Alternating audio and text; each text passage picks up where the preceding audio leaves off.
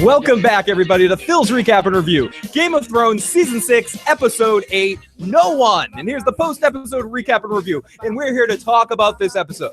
This is going to be an interesting one to talk about. I'm feeling we're going to be split down the middle. Some people looking into the live chat really like this episode. Some people are on the fence on it. We're going to get all into that, and I'll tell you all what I thought and what. Also, Joe, Dirty Locks, and Katie Crow, who are with me tonight, we'll talk about this episode. We got Joe and Katie with us tonight.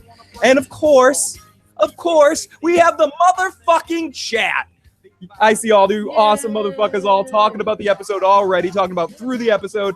This episode leaked a little bit earlier in the day, so there were some people that knew what was going to happen ahead of time. We also are in the live Discord group. I will be in the spoilers group, but if you really want to get a comment at me in there, just direct message me. You can also email at igotissuesman@gmail.com. I will try to check that out. Or we also have a telephone call-in number, and that number is, let me look. I keep having to look at it, 914-205-5689. Again, that's 914-205-5689. And we'll be taking calls later in the evening, but let's get right into this because there was a lot of stuff in this episode. Now, I'm going to give my quick thoughts, and I'll bring Joe and Katie in this. Basically, ultimately, I thought this episode was so mixed for me. Some elements of it I really, really liked, and some elements of it had me rolling my eyes a little bit. I thought the dialogue in general in this episode was really excellent. I love some of the Hound's one-liners or just the back and forth. I love how things played out in some ways, but certain things just really kind of got to me a little bit. One of the things that got to me is the Blackfish dying off screen, and then the whole thing with the waif wouldn't have bothered me as much if they didn't use the same device twice in the episode. That kind of bothered me. They had the Blackfish die off screen and then they had the waif die off screen, and they could have given us one of those two situations. But I also do like that they progress stories in this. Whether I like how they did it or not, they progressed the Arya story. She's on her way back to Westeros. We had one of the best one-liners of the whole episode. We finished off the Tully thing, so we can kind of wipe our hands with that and don't have to go in that. We can just all direct this up for Bastard Bowl. But I don't know. There was some stuff in this episode that I wasn't completely feeling. Some stuff I really was feeling. Joe, Katie, what did you guys think of this episode? I liked it. I loved it. Thought it was great. I knew there was going to be some Hound lines there. Prefer chicken, maybe. Yeah, that one of those lines that you like there. But yeah, no, I thought it was great. I thought it really did move a lot of things along, and I absolutely agree with you that I felt gypped by not having the Blackfish's death on screen, which of course leads me to think like they sent a couple soldiers, right? They sent a couple of Tully soldiers to go find him. Like he's in a gray prison cell right now, because I think the hint to that, or at least why I'm thinking that, is someone says to Jaime at one point in the episode, the Freys really want the Blackfish. They really want him. So I think, because this is one of those things people go, oh yeah, you say Stannis is dead, but I just think the way that they said it, yes, he's dead. I don't know. I just think he's rotting in a Frey prison, and we're going to see him maybe later in the season when we see Walda again. Yeah. I'd like to hold out hope that he's still alive, only because we didn't see it on screen. But I also have the feeling that he is dead, and they might be doing that, just to push the point that people die off screen. Yeah, it does happen. Yeah. Katie, what did you think of the episode? It was a very mixed bag for me. There were good points, and there were some points where I wanted more. I needed more. Like, showing us stuff. They didn't even show us when Frankenmountain ripped that dude's face off. Like, show us something. Bill says, really, Phil, do you think Beth's alive too? You fucking idiot. No, I might know. Give me a break. I'm a fucking idiot. But I don't know. There's something about the way they were talking about the Blackfish that I think out of all these characters are like, is he alive or is he dead? I just have a feeling that he might end up being alive and in chains somewhere in a cell. Yeah, it's possible, but could be. I'm not thinking it's going to happen. I don't think he would have allowed himself to be taken prisoner if he had any say in it. Right, and how many secret passages out of the castle are there too? To like, here's one secret passage for you, Brienne, but I'm not taking it. I'm going to go take a different one. So that doesn't really play out. So I kind of feel like he is dead. Yeah. People are saying you're giving the writers too much credit, Phil. Varys is going into Dorne, confirmed more bad pussy. I also think Varys is going into Dorne. So let's hit a couple of the top ones. Oh, what really important thing that we did get in this episode? We got a bumhole. All of our talk and our silly talk, our good friend Devin in the side bumhole. They were listening to us and put bumhole in the episode. So we get one of the dudes at the Hound chops up, like I'm trying to stick my finger in your bumhole. Oh yeah, it smells like pussy though. Smells like pussy though. Yeah. Just like pussy. It smells like really bad pussy, says Paul in the chat. Also, got to say a huge thanks to Lady Squeeze in the chat right now. She's doing some straw pulls. We have, again, the live motherfucking chat. You guys are unfucking believable. We got Carmine from Red Team Review that's in there. Freaking awesome. And I know some of you guys are also watching some E3 coverage of some new games and stuff. Feel free to post that stuff in the live chat too. Joe and I read the live chat afterwards, and we love to hear all about that. So something about Skyrim. I heard there was some Mass Effect talk earlier today. I don't know, whatever. Not going to get wrapped up in that stuff too much. Okay, so also in this episode, we get Beric Dondarrion and the Hound back. And Thoros of Myr back, which to me, unfortunately for some of the people, I think this was equaling there's going to be no Lady Stoneheart on the show. Because Beric is alive, and I think the Hound is ultimately going to kind of be taking some of her place and some of the things that she did with them. And I thought it was very interesting that Beric knew about the White Walkers. Did he find out through Thoros, through the red god net? They sent it out once. Well, Mormont had sent out a bunch of things to a bunch of houses, a bunch of notes when the first White showed up, and they sent the Hand down to King's Landing. There was a lot of things. I think the Hand might have rotted before it got there, though. But rumors have trickled down. Wildlings are running into the southern lands at this point. Yeah, everybody knows that Jon brought all the wildlings south. So, and why did he do that? Oh, they say there's, dead people coming or something weird. The dead are coming. Have risen. Dead have fucking risen. Zombie apocalypse and all. Don't worry about it. Nah, not real. Neither are giants. No giants are real. No snort. They're just snorks and crap and shit. Snarks and the shitheads and assholes. They're all right. What did he say? It's fucking. I can't remember. I was trying hard right now too. Yeah, you're trying. Glumpkins. Yeah, people can tell us in the live chat very, very, very quick. Fucking so much great stuff. Snarks and Grumpkins. Grumpkins, yeah. I love you guys in the live chat. You guys in the live chat are the fucking best because we're two flailing hippies up here, and you guys. You guys step it up for us. Thank you so much for making us smarter, dude. We appreciate it as our Boston accents come back in. So what else happened? We got rest in peace, Lady Crane, Fraser's wife. The blues are coming, which was very, very sad to see the way she went. I feel like they definitely turned the way. I think what's the word? They Merrin fucking Trented the waif a little bit. She was always kind of got off on beating up Arya, whatever. And she liked doing that shit to her, but he took it to another level. People were saying this in the chat, and I was thinking I wrote it in my notes too. Two or three times in this episode, we almost got straight up Game of Thrones music style Terminator music. Dun, dun, dun, yes. Dun, dun, dun, dun, dun, That's exactly what I was thinking. She went very Terminator. Yeah, and she's walking, or Jason Voorhees at times. She's just like, yeah. Oh my! Well, the last like two corners she walked around, those are like Arya was already in her little hole at that point, purposefully leaving blood trails for her. Yeah.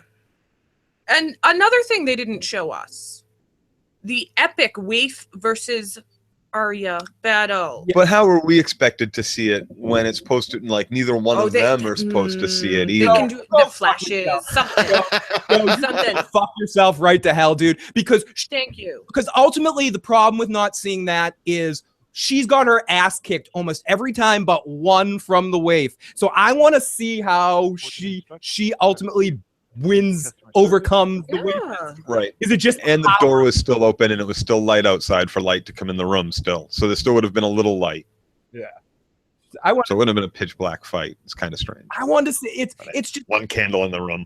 This show generates too much money to do off-screen deaths. when it really comes down to it. I don't mean to be like, guy. I like this episode. I don't know. It's just certain things like that piss me off. Just show us the fucking fight. Do you not want to choreograph it? Do you not want to get into it? I wanted to see that fight. I thought it would have been interesting to see how she ended up eventually get the better of the Waif. I know she was leading her into a trap, but there was so much cool fan theory stuff going on over this week.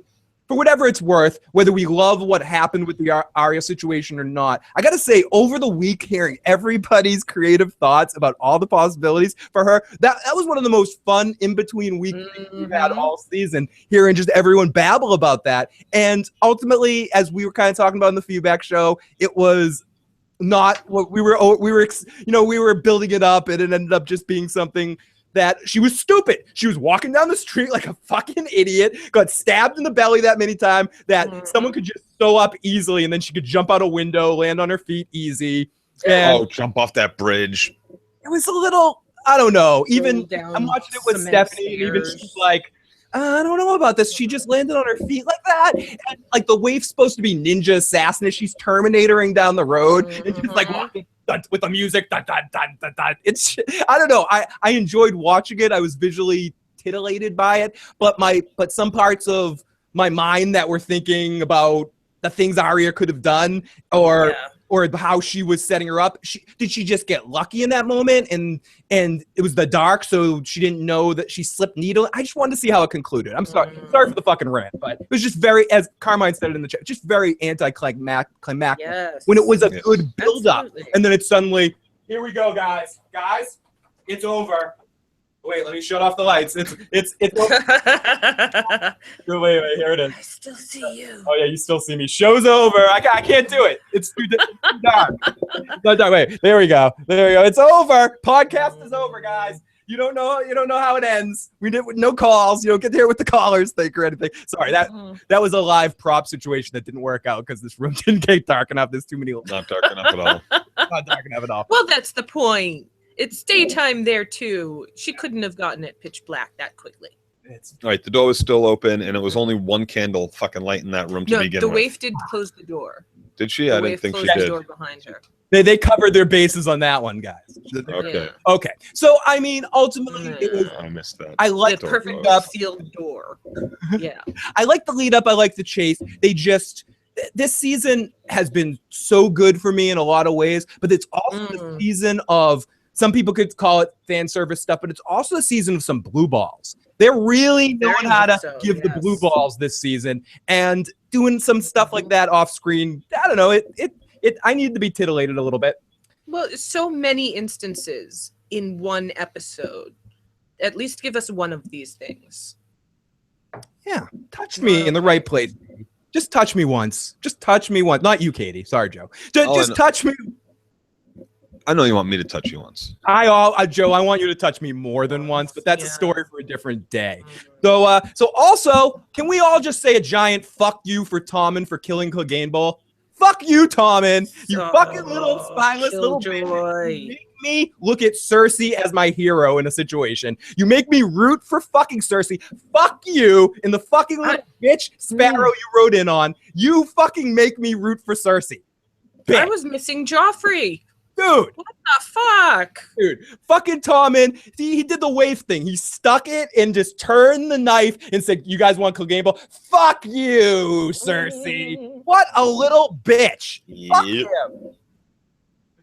Joe, you need to teach me how to kiss. You need to show me how to find the poke in the side butthole. I don't know. That's dangerous. It's just coming right over. See you after the show, Joe. But seriously, Tommen, you fucking little bitch. You basically write a speech that the High Sparrow is your speech writer. You saying the High Sparrow's words, and almost verbatim as he told him. Such a puppet, Katie. And you know that there's anything wrong with that. It's good to hear him say too. The faith and the crown are the two pillars that hold up the world. Faith comes first. No. Your ass comes first. What the fuck? Question. What did the faith want? Two pillars. Quick question from the chat. Ooh, yeah, okay. Ooh. The Panther from our buddy Panther in the Discord group. Question: what did the Faith want with Cersei? They want to kill her and embarrass her, and and probably spectacle. They want her gone. I think they want to execute her. Execute her. Bogus, dude. I think that's what they want to do. Death. Fucking chickens. Everyone in the live chat, you guys are fucking amazing. My chickens are good. I love them in my cunt mouth. Fuck. My money is on Sweet Robin. He'd kick the shit out of it. Oh, we have the Tommen versus Sweet Robin. Bunch of bitch slaps back and forth, hair pulling. Craig, the joke is scratching. Execute Order 66. There was some sort of not the paracel over when the Lannisters were marching into a river run. There was definitely a Empire and Star Wars kind of feel of the Lannister soldiers marching through the streets and stuff. Yeah, the stormtroopers. What is this rumor Cersei was talking about? We'll get into it. I'm pretty sure she's making mention of the wildfire that she asked him to check. That's what I thought too, but I wasn't sure. I'm pretty sure that's what they were talking about. Okay, so fuck Tom, and we'll get into Tom in a little bit later. He can go fucking eat a dick, or eat an ass, or a rock, or preferably a rock. Whatever would be most unpleasant for him. Yes, exactly, King. Whatever would be most unpleasant for Tommen to eat. I hope he eats. People like that stuff. I do. That's what I was saying. Some people. That's why I was correcting myself. That's why I was saying a rock. Throw it in his ass. Not all. Oh. Okay. So the Arya fucking fan theories were fun, but it ended up being simple. Maybe a little bit of bad writing. We had Jaime and the Blackfish situation. Brienne and Jaime were, I thought, really excellent conversation. That was to me the highlight. I like that a lot. So good and so sad. Yep. I don't know if you have a look on your face like that because you disagree or you're getting sad and emotional because of the moment. Okay. Well, Jamie. Fuck Jaime. Fuck Jaime. Yeah.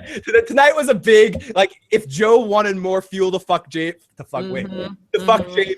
I'll give him this. For all he said, he was pretty honest in everything that came out of his mouth, really. Yeah, I think he meant it. And when it comes down to it, he took back that castle and not a drop of bloodshed. Okay, with the exception of the Blackfish, who basically decides to kill himself, apparently, right? Himself and even lets Brienne go in and try to settle it peacefully, and lets Brienne leave when she sees her leaving. After Brienne says, we're gonna have to fight if this shit don't go right. Right, so there was a lot of things that that for what it's worth, he did really well, and those little droplets of good that Cersei hasn't poisoned out of him. Right. I mean, that could have ended with lots of bloodshed and years-long sieges and everything, and he did his best to do it without having to drop any blood. And and when I say that, I think he was being extremely honest, and there was no lies coming out of his mouth. Yep. Yes, I believe he would have put that fucking Edmure's fucking baby in a catapult and launched it at the fucking walls. Yep. Because Jaime is a sadistic son of a bitch and is not a drop of fucking good.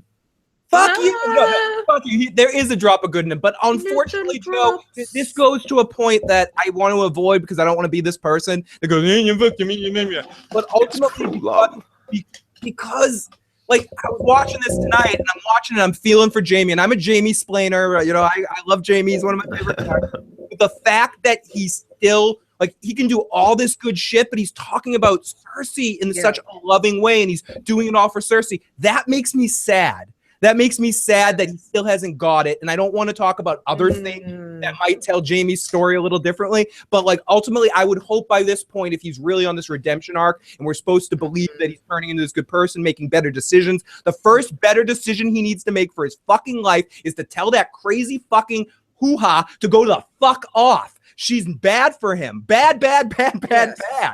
I just disagree in the point that I think he totally gets it at this point. And he just says, fuck it. I've done all this evil shit thus far. The kingdom is in chaos. All this crap is happening. She's all I have left. Fair enough. And I'm clinging to it. Hell, high water, evil deeds, whatever. What I'm hoping happens is ultimately that he makes it back to King's Landing in time for her trial, and he hears everything that she's done at the trial to the point where he's just fuck this, where Lancel testifies and says, yeah, she seduced me when Jaime was away, and yada, yada, yada. And that He won't care. You don't think he'll care? Nope. He has chosen, with full knowledge of who and what she is, he has chosen her. Very interesting. Well, he even repeats the line too that he says before, like right after he throws Bran out the window, the things I'll do for love or will do for love. Very, very true. Very true. He echoes that sentiment. I know. Someone said Phil rants all over the place. So yeah, I'm in a ranty mood tonight. I got a pain in my ass, and I can't not fucking rant, Joe. I'm jumping. Stop learning how to kiss, dude. Yeah. Stop taking those kissing lessons. Don't know by now. I'm sorry. If you guys knew in real life situations Joe and I deal with today, it's been a fun day for both of us. Hell yeah, lots of pains in our asses today. So here we go. Let's continue. The Jaime and the Blackfish situation, really awesome stuff. The Blackfish dying off screen kind of sucked. Would like to see it. Varys leaving when Dany comes back. What is this like? What is Varys and Dany the same person and we don't really know it? Can they not be in the same place at the same time? I think ultimately Varys... It's really serial for Al. It's really serial for Al. I think ultimately the reason why they can't have them on screen together is I don't know. I mean, I think maybe he leads her to some end game situation that if they put them on screen at the same time, conversations will happen, things will happen that will bring us further down than they want to do it. So they're putting it off until later in the story when they meet up with each other. That's just a lot of, I'm putting some. They haven't had a single scene on. No. Every time that she left, he came back. He got kid because Tyrion went over to Essos with Varys. They got separated, went with Jorah. They eventually met up with Dany. When Dany left, Varys showed up, and now that Dany's coming back, Varys is going. Where I think, too, and I think a lot of people in the chat said this as well, my belief is he's going to Dorne to try to get House Martell and the Sandshits on his side. That's where I think Varys is on his way to. Yeah. Very emotional scene with Varys. Very strong scene with Tyrion and Varys. One of my favorite of their interactions. I like how he was calling him Varys. I like how Tyrion was looking at him as his good luck charm, and he knows how important he is. But I also like the fact that we might see Varys pop up in some other locations as well. So it'll be really fun to see that. Oh, yeah, we're going to see lots of Varys on his secret mission. Yep. I hope we get to see more of that in the next 2 episodes, but time will tell. Only time will tell. So here we go. We got pending. I accept you. You are a friend. Message me all you want. But you didn't cry with Brienne and Jaime. I didn't cry with Brienne and Jaime. I got emotional and intense, but it didn't quite drive me to Hodor levels at this point in the episode. I was a little I'm not gonna say I was unemotionally attached to situations in this episode, but I was more paying attention kind of into it. I didn't get as up and down emotionally as I thought I would have in some of those sections. Jaime and Brienne was the closest part for me. I have the horn of winter in my heart today. So King's Landing, no trial by combat for Cersei, and the Mountain kills only one dude, and Tommen gives a speech to sound like a douche fucker. Were you at all? I mean, I like that we got to see the Mountain do something in this episode and really attack and go crazy. Also, we heard some Terminator music with him as well. Do you feel like? Okay, we talk about this a lot in some movies or some television shows, or more with the fight. Why only have one guy attack the Mountain in that situation? Yep. Had one guy walk up and throw an axe into him. Why don't you all of you submerge, engage the Mountain at the same time, try to get him on the ground and start bashing him? It was like one axe. Okay, he took one axe to armor. He's wearing armor. Oh no, it wasn't an axe. It was 4 points on it. It was 4 spiky points. It was like a hammer almost. And it went through the. And it did. And when you see him later too, you see the 4 holes in the armor that went straight through, and those spikes were good 6 inches. But still, maybe. Joe, if you were all the more reason to swarm him. Yeah, Joe, if you were Lancel in that situation, don't you swarm that fucker? Do you send one attempt? It was very staged. Well, my question too is why the fuck did the Mountain stop? Why didn't he had no command to stop. He had already been attacked. She chose violence. He ripped one fucking skull off.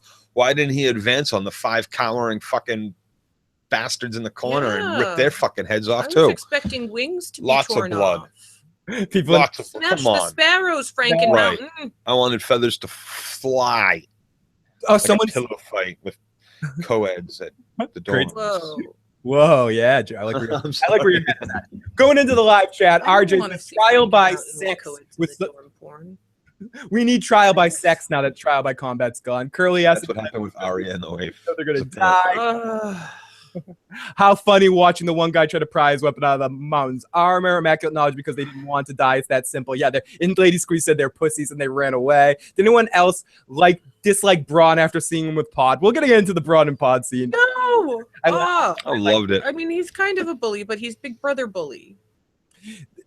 Oh wow! I just saw the check. You said this last time, Carmine, but I see you got the check mark. Very fucking fine, motherfucker. Way to go. This was a episode of cock teases. Very great point. Yes, give me those Joe rants, says Lady Brown. Trial by 7, Carmine. I agree. Joe, he didn't have to, but he would have if he had to. The Mountain River Run was frustrating. They turned on the Blackfish when Edmure came on the gate, but not the Blackfish. Said cut his fucking throat. Braun the fucking Hound, best characters. Thank you, Carmine. We'll talk about that a little bit later. Pod's magic fucking dick. Yeah, we actually get talked Reference, about yeah. reference. Pod's They're all magic. friends. He was fucking with them, but they're all friends. Yeah, and he was teaching him in his rough way. He wasn't doing anything to actually hurt Pod. He was teaching him how to fight. Now, speaking of a rough way, if you're doing a trial by sex, who is your champion? Podrick Payne? Is there a greater champion for trial by sex than Podrick Payne in all of Westeros? But how does this trial by sex work? I don't know, Joe. Go with it. I fight my own battles, my man. Joe fights his own battle. He's too big too. The Viper, Tyrion would also be very good picks in the trial by sex. It would be great. It'd be good times. Roz would be a great pick for the trial by sex. Okay, so fucking hey, here we go. Oh hell yeah, awesome stuff, Carmine. Hound penis, anyone? Yes, I have. Oh yeah. Marjorie Tyrell, I think, would be a better pick as your champion. Lena. I would not mind that champion. Oh, Lena Katie. Oh wow. Roz. Choose Roz. Lena would fucking smash. I choose everyone. I choose House of Baelish. Now it sounds like we're just doing the Pokemon thing. House of Baelish, I choose you. Yeah, you know his brothel. I choose his whole brothel as my champion. I don't. Before we get into our recap here, let's take a couple of phone calls, and then we'll get into our recap and take some more later in the show. So here we go. You're getting ready to go into the phone lines. First up is area code 985. Here you go, 985. Well, you are on. What's going on tonight? Ooh, yay. First call. That's a first for me. Welcome to the show. What'd you think of this episode?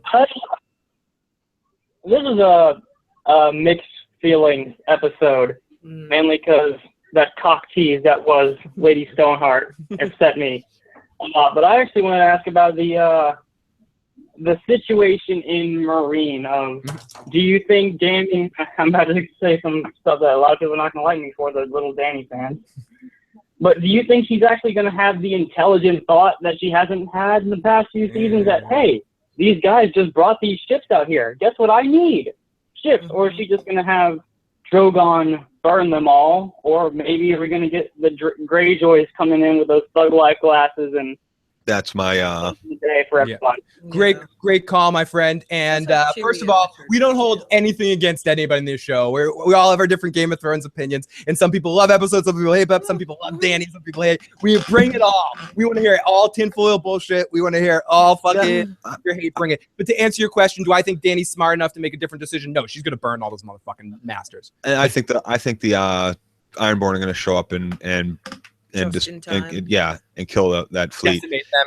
And for what it's worth, I agree with the caller. It was a cock tease. Absolutely. If you're going to have that scene with the mountain and they're by the river and the band of brothers is fucking hanging Hounds. people. Yeah. Right, the Hound. Sorry, not the mountain.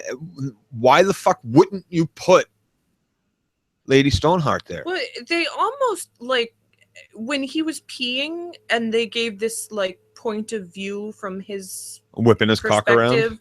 No, just down at the river. Almost like something should be floating by. Brienne. It was just very strange. No, it was just a very close up momentary view of the river flowing. Yeah, but the water. we've been told that that's been years. Edmure's been in that prison for years now. So well, that's why I felt like it was just kind of a in your face, you're not getting it, right kind of little thing. It just struck me. I just don't understand why they didn't give it to us. Like the Hound we all was just peeing want it on our so chances bad. of getting Lady Stoneheart. Give me cock, Joe. Give me cock, Joe. 2016. Fucking, we got that all in the fucking chat. Shots fucking five. They gave us more cock. They did. I saw something whipping around, whether it was prophylactic or not. Why did Dany let Drogon fly away? I don't think she has any wrong word. What the fuck, Dany? Fucking A prop. Dany can fucking do. Trial by orgasm. Next. Trust The next episode or next couple, probably in episode 10, the Ironborn show up. Trial by orgasm. I get lost. Fucking funny stuff going on in the live chat right now.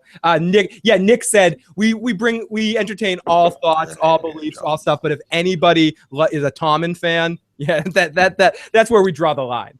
That's where we draw the line. Tommen fan. So this is area code 5. First off, except unless you're talking about Sir Pounce, like him and Sir Pounce, they were that was a good couple. Oh, Sir Pounce is awesome. Yeah, Sir Pounce. There's he just nothing. made a bad choice in Tommen. All right, who wins, Sir Pounce or Ghost? Oh, fuck you, dude. Ghost. No Dude, way. Where's the shut the fuck up, Joe? Right there. Wait, Joe. Sir Pounce wins that. Sir Pounce takes that one. Joe. You know what? Sir Pounce survived years with Joffrey. Yeah. Joe. You're a How many Starks survived years with Joffrey? Makes me thirsty. If any more words come pouring out your cunt mouth, I'm gonna have to eat every fucking chicken in this room. Well, we know there are no chickens. we know there's no chickens today, baby. Oh fuck, fucking great stuff. Sir Pounce partying in the same boat as Gendry. Fucking A. Sweet Robin would wipe the floor with Tommen. We got great stuff going on in the live chat. You guys are fucking amazing. Love you guys so fucking much. Okay, so let's take a couple more calls and then we'll get into our recap here. This is area code 574. Welcome to the show, 574. Hi, it's Lauren. I just had a quick question, and it kind of relates to the books. They left out in season 5 in the Maggie the Frog prophecy the whole Valonqar thing, the little brother killing Cersei. And I'm wondering if Jaime's seeming obsession with getting back to her is going to end up ultimately leading to her death. To answer your question, great stuff. Yeah, great stuff, Lauren. I think ultimately we can all say, I'll speak for Joe and T. I think we hope. Right? Yay. Yes. We're all, I think we're all a fan of that. I always looked at that as hoping that it was Jaime that ends up killing her, and that to that prophecy or something that Jaime can do to, because she ultimately all the bad things Jaime's done in his life. All the bad stuff that Cersei's done, manipulated a good man like Jaime and manipulated him, showed him the wrong way. So many bad things in life. A great man, an honorable man like Jaime Lannister, Joe. The best of men, Joe. What was honorable? Yeah, he was at Ramsay, one point an honorable guy, I think. And Ramsay, good guys. Oh my goodness. Buddies till the end. Led astray. Oh, we should have the Jaime and Ramsay show. Led astray. As Red says, and we were talking about this a little bit earlier, Jaime is way too into Cersei for that redemption to like be believable. Oh, yeah. No, I don't think it's at all possible at this point. It's tough. It is tough. Thank you so much, Lady Squee. Really appreciate that. All the hard work you're doing in the live chat and all the support you give. Fucking great stuff. Oh no, that does not. I'm like having a conversation on that. Does not suck. I do not mind. It's fucking. Here we go. King's Landing, where Ancestry.com and eHarmony.com meet. Jaime has no arc in this show. It's just like bleh. Sir Pounce. It pretty much is. It pretty much is. They the moments that his arc starts to like happen, they immediately like put the like they just they stop like he starts to open up like I don't know, like there's just his arc is non-existent because every time it starts to rise, they just flatten it. They plateau that shit and they halt it right in its tracks. Build up, no chorus. Oh, fucking yes. Great guy. Once Jaime learns love is not fair, he's unadulterated, he'll see her differently. Where are the other two dragons? What are the other two dragons doing? I'm hoping. Yeah, dude. I think episode 10, we got to see all three dragons together. I can't wait to hear Dany yell at Tyrion for overstepping his bounds. What did you do? You let my kids breathe. How dare you treat my kids with respect? You reinstated slavery. You asshole little dwarf, I'm going to kill you. Okay, here we go. Area code 989. What's going on, 989? Hey, guys, it's Bill. Hey, Bill, what's going on, buddy? I got just a couple things real quick. Like, I didn't really think to cock tease about Lady Stoneheart when they showed the hangings, because the Brotherhood without banners hanged people from the start, way before they found Lady Stoneheart. That's how they killed everyone. So I didn't really see that as a cock tease. The other thing is, like, a lot of people like the way the show plays with time, like traveling time and stuff.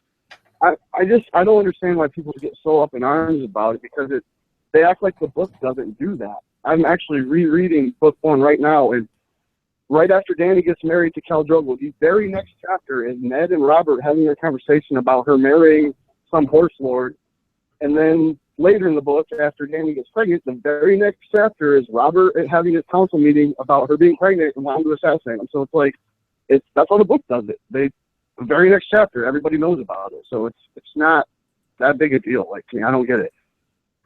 Good stuff, Bill. Always love hearing from you, Bill, in the chat. One of our favorite callers and stuff like that. Great points by Bill. And I think sometimes people do look at things that with rose-colored glasses in the past, and some things like that. It's been a while since I listened or read the book, so I'll have to go with other people's words for things like that. But Lady Squeeze says, I agree, caller. I agree. And yeah, facts. The faxes are coming in. And someone in the live chat said something about Vince Gilligan needs to take over the show. I would not be against Vince Gilligan. If Dan and Dave want to stop after 15 episodes, they don't have to finish the story. They can hire Vince to finish it. I don't think he'd do a bad job. For whatever that's worth, I don't want to go too far down that road, but I don't think Vince would do a bad job. That's all I'm saying. I don't think so either. That would have been great in his hands. I wouldn't be against great that. in his hands. Yeah.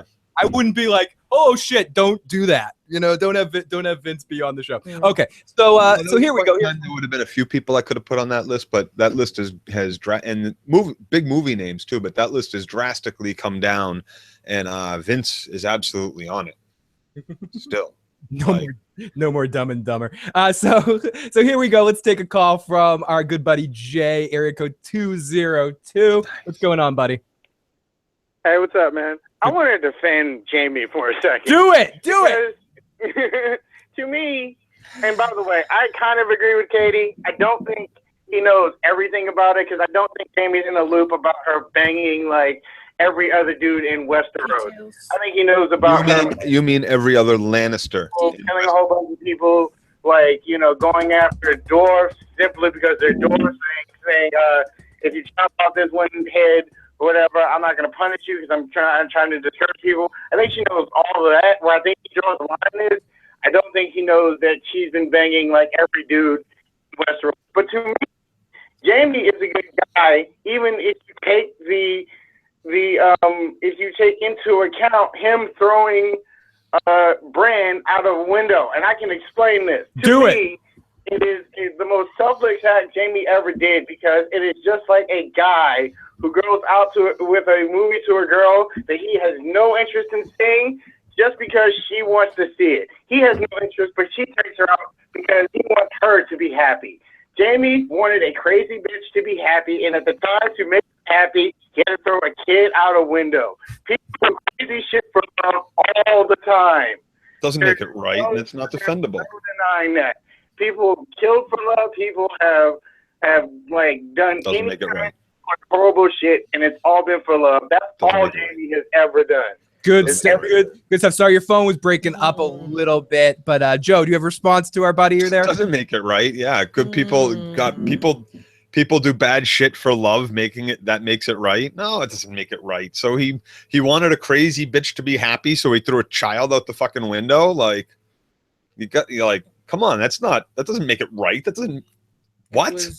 What? Just what? Chivalrous? I think you need to rethink your position. call back again when you have something that you can actually use to defend that position with protecting Jaime, because that doesn't do it.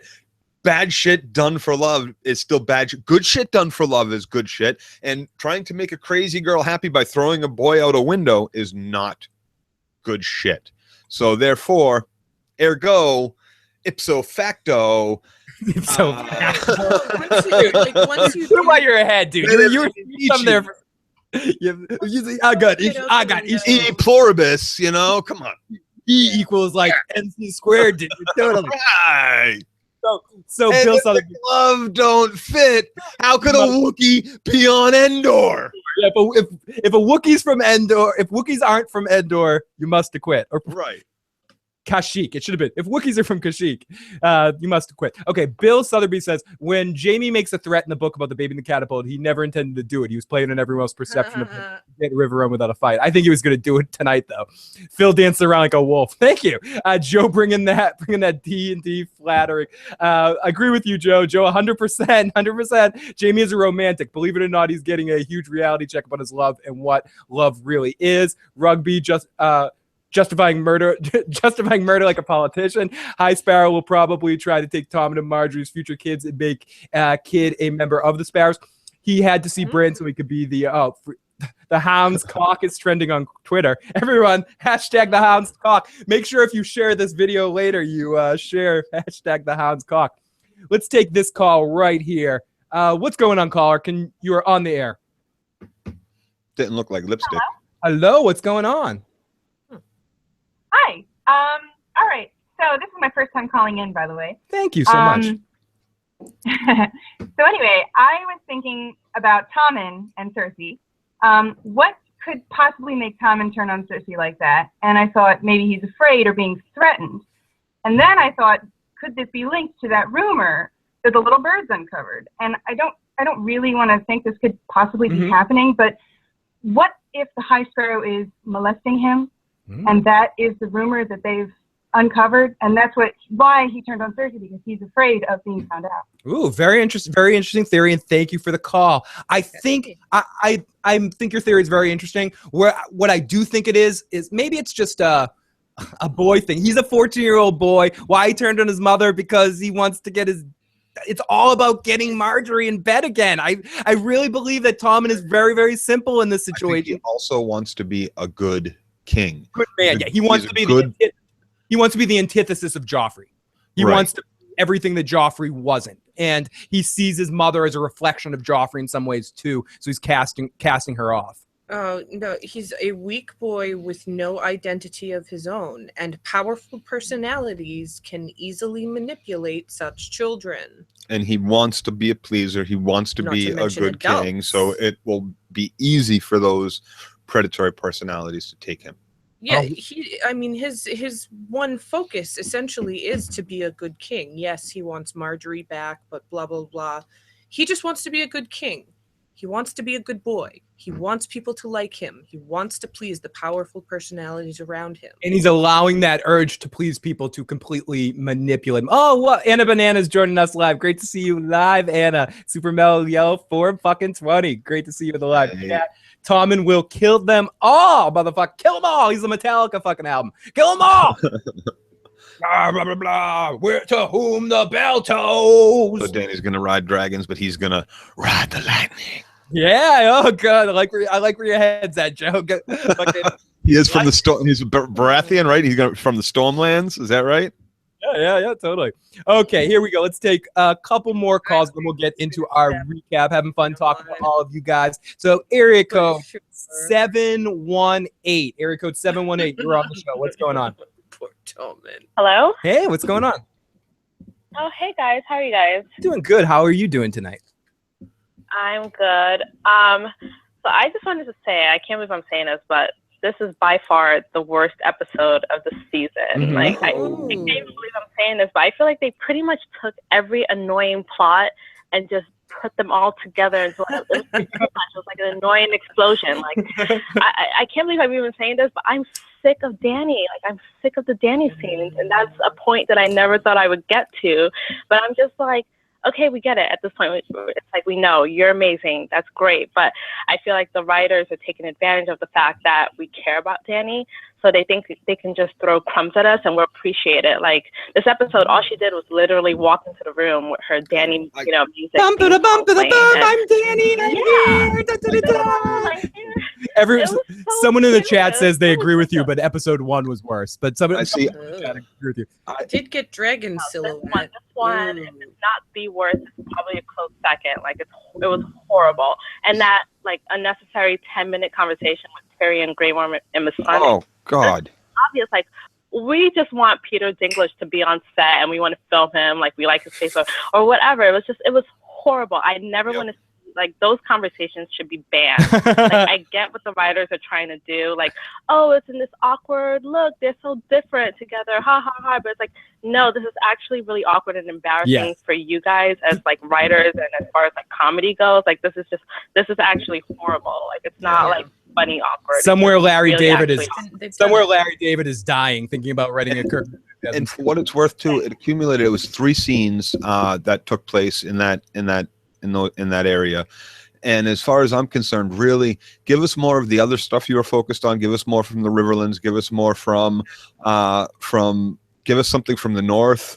But leave that for when you get back to more Dany shit instead of like peppering this episode with it, taking us out of the other tensions that you've already built us up with, because this was really kind of almost mean. You could have ended maybe the episode with the boats showing up in the launch instead of Dany, but like take all the rest of that shit out. It didn't really belong in the episode, and it made me feel a lot like I mentioned this before in one of the other episodes this season when they threw like 2 Arya scenes, and I was like, training scenes or the blind fighting scenes, and I was like, I wish they just kind of didn't give it to us this episode and put it in last one or the next one, because it was so small, it was worthless, and it took me out of all the rest of the other shit, because it made me start thinking about, oh, okay, now I'm on this story, and that story, it was just more of, okay, great, we're still just fucking sitting in goddamn fucking Marine, telling jokes and drinking wine. What? Really?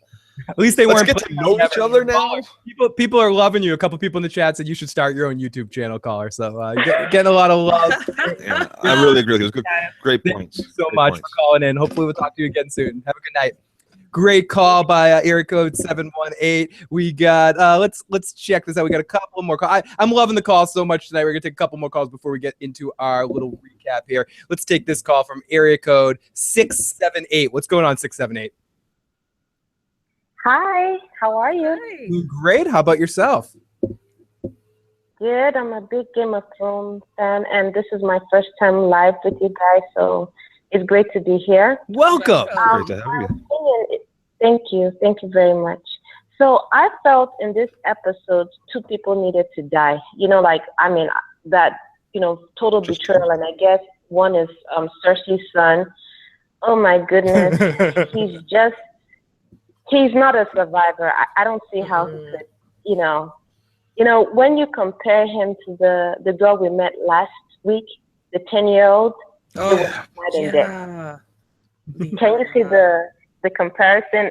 I mean, they're both young, right? But look at how that little girl is able to lead. And then you look at, is it Tommen? And you're like, whoa, And then the Tully leader, or that was Blackfish. The old guy. For a while, yeah. I just felt that was ultimate, the worst sort of betrayal. That he, number one, I know he was threatened, but someone like that, would they truly give you back your child? And also, if they would, is it worth you betraying your people and almost selling them into slavery? But when I look back at his character over the previous episodes, he never did show good judgment. So I wasn't too surprised about that. That is how I felt about that. I think those are the 2 things that kind of got negative emotions out of me. And believe you, like for instance, Cersei, I don't like her. But just to see her son trust strangers, I didn't like that. Yeah, it makes you root for Cersei in that situation. It's very very difficult because she's not a good person by any shape of the imagination. But you see what the High Sparrow did to Tommen and what Tommen's doing to his own mother. Can't help but relate to that and relate to how she's feeling in that situation. He needs to die. Correct. He's a television character he that can't needs to survive go. because he's No, not he smart can't. enough to survive. He's not able to see, and in that sort of world, if you can't see, you will die. Yep. Yes. People want to keep you talking because you have a lovely voice. People in the chat are loving your voice right now. Hell of an accent. Yeah, we love the accent. And people want to know if my voice gets deeper when a girl calls. It does. I can't help it. I'm like, what? No, I can't help myself. I'm awful. But thank you so much for calling in tonight. Great call, and cannot wait. It was a pleasure. Thank you. Our pleasure as well. Have a great night. So we're gonna get back into the calls in a little bit. God, I love you guys so much. I cannot not take calls. Area code 518. Welcome to the show, 518. Hey, this is Charlie from Emergency Awesome. Dude, high fives, buddy, high fives. Here, okay, great. High five. Yeah, sorry about that. I was just choking. My question is, do you think the show someone should take over for the show for season 7 and 8, considering the showrunners have been making weird decisions lately that almost border on laziness? I mean, this episode was filled with cock-teasing, off-screen fights. I would love Vince Gilligan, but I don't know how he'd do with like dark fantasy. Who do you think should be in charge of the show for the next 2 seasons if they decide to change? First of all, I thought you were going to give us your top 10 WTFs. I'm really upset. But ultimately, I think that Vince Gilligan would be my number 1 pick. There's certain people I would not want to see do it. Obviously, if anyone's seen how horrible The Bastard Executioner is, keep Kurt Sutter the fuck out. I think Vince is a good person. I think even someone like Martin Scorsese, who helped work on Boardwalk Empire, some of the people. Martin Scorsese? You think they could afford his ass? Come on. But what are you doing? You get him. Even he likes to do charity, right? Maybe even the guy that did Oz. I forget his name. The guy that did The Wire. Any of the people in the HBO pipe. I still think Vince could do it. He can do dark drama. And as far as dark fantasy, Breaking Bad is a lot of fantasy in there. There's a lot of reality. There's a lot of fantasy. I think you could do it. Talk out. That's definitely going to my top what the fuck moment. Actually, my top really good what the fuck. You know what I'm saying? I know what you're looks like lipstick to me. You love it. Great to hear from you, Charlie. You're the fucking best, dude. I love you. High fives. Big hugs. High five. High fives, motherfucker. Fucking Charlie from Emergency Awesome calling in, a fucking celebrity calling in. Fucking hey, man. Amazing. Great to hear from him. Quentin Tarantino. If I'm going Martin Scorsese, you're like, Phil, if you're going to pick Martin Scorsese, I'm picking Quentin Tarantino or picking if we're going to go out there, why don't we just pick why don't we just go out Just don't pick JJ. Yeah, fucking A. Oh my. Shyamalan? Yeah. Oh. Oprah Winfrey should do it. Oprah Winfrey, what the fuck? Holy shit. Crazy stuff. We're going crazy tonight. We got Charlie from Awesome calling. It's just an amazing night here, folks. So here we go, Joe. It's about time. We've waited long enough. Yeah, it is. Let's get into it. It is.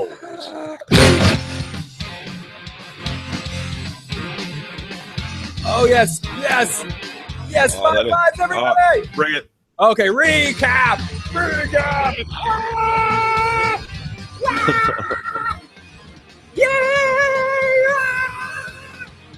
Only you could have the Zoom again. Joe, I'm just like, let's just stare into the Wayne's World wave. It's like, whatever. Let's just stare into. We got a little bit, right? A nod here, a nod there. Fucking yeah. We can't not just stare into that fucking thing. Okay, so our episode starts out, and we start out with this scene right here. Let's see. Push it. Talk to me, Lady Crane. My child, King. My child. To the gods, for you they see. So we opened up to Lady Crane giving a speech about the death of Joffrey, doing her big monologue. The whole place is just a gasp. Tears and tears. You know it's coming too. You know it's coming. Did you know it was coming? Why else would we show her? There's no other point. Right? Once we saw her, I'm like, oh crap. She's dead, and B, she's just gonna bump into Arya when she goes back. Well, no, and it was also she's gonna do what Arya said and change the scene.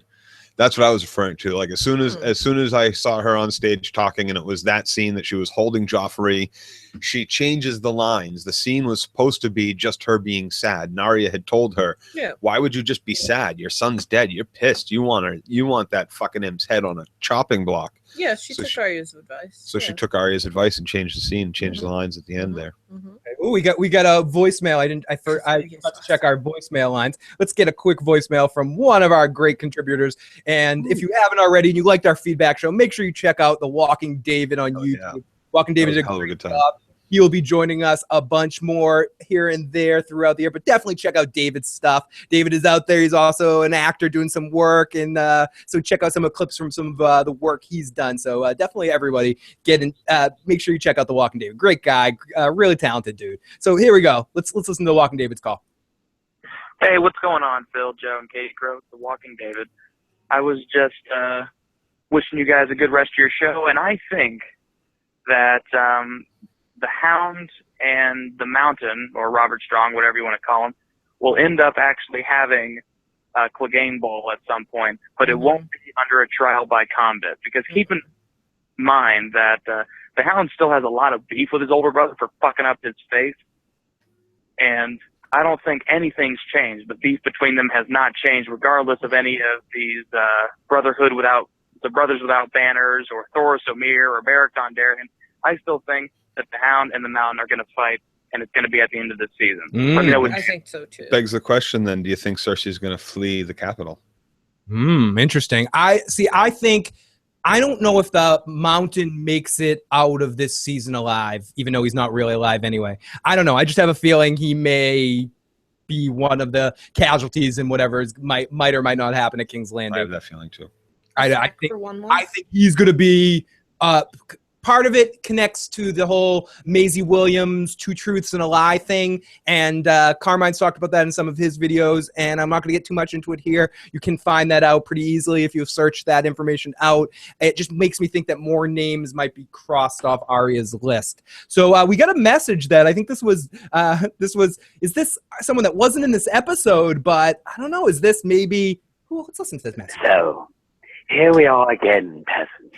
Ramsay Bolton? Oh, and in case you don't know who this is Ramsay Bolton, Lord of the North, the kindest man in all of Westeros. The kindest man? Wait. The kindest man in all of Westeros? I don't know, Ramsay, but we'll see what Ramsay has to say. House Issue Guy, Joe of House Dirty Locks, and Katie of House Crow.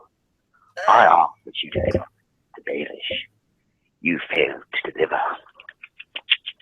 Oh, no. Ramsay Bolton. Happy. Oh, wow. He's calling out Peter Baelish right there. Whoa. Do we have some freaking Ramsay versus Peter Baelish action? We might need to get these guys both on the line. Whoa. I've already lost my reek in Sansa. Now I'm tastily being impersonated and led to that bastard Snow. You see, if you think this is going to have a happy ending, you haven't been paying attention. Hush, Snow, and take back my wife. Yes, Baelish, my wife. I will rally the remaining houses loyal or north when I am done, and I will come for you. Prepare yourself, Baelish. Do you like to play games? I do. Come and see. I have these hounds, not dogs. And I like to flay, not skin. You see how better that sounds? Oh my gosh. Next time you're going to impersonate me. Does sound better. You might want to do some research. Yes, and I will. I think you inspired this person, Walking David. Walking David's giving full credit. People are saying, "Congratulate, great Ramsay." In full credit, this is not the Walking David doing this. No. Someone that wants to. Walking David also does an excellent Ramsay as well. This is another caller who is doing an. Excuse me. This is Ramsay Bolton calling us. I'm sorry, but awesome stuff. Thank you so much. And enjoy your podcast while it lasts. Oh shit, he's threatening the podcast. Holy shit. What a night, guys. What a night. Great to talk to all of you guys. Okay. So we open up. Lady Crane is Ramsay. You might be flayed. It might be worth it. Ramsay is for sure going to survive. He's been talking about how his character should die in interviews lately. Hey, Lola is in here. Oh, yes. Yes, you do, David. It needs to happen. Will Cersei die, leave, or stay and be the Queen of the Ashes when King's Landing burns? I think Cersei lives and alive and to see all the ashes that she caused. Okay, so we open up in the episode to Lady Crane giving a speech about the death of Joffrey in her big monologue. The whole place is a gasp, tears in the eyes as they're all feeling for Joffrey. It's hilarious seeing people's faces emotionally connect with Cersei, air quote, and Joffrey in this situation. Yes. So it's not a dry eye in the house. So, excuse me, she also gives a good speech about killing Tyrion to roaring applause, which is very fun. People cheer. She eats the shit up. And Sansa. And Sansa. Yes. Yeah, Sansa and Tyrion. Sansa. So, that whore Sansa. So, Sansa. I just said Sansa my old way. Sansa. Sansa. Sansa. Sansa. So, yeah, the Boston accent way of saying Sansa. Sansa. Oh, each of Phil's subscribers is worth 10 of Ramsay's men. Thank you so much, guys. Each one of you guys is worth so fucking much. Cannot say enough appreciation to you guys out there that have all subscribed. And if you haven't already and you're listening, please hit that subscribe button. Please hit the like button. Share this video with a friend. Show's over. Goodbye, everybody. No, not even close. So, people cheer up and Joe threw in his piece. Eat up.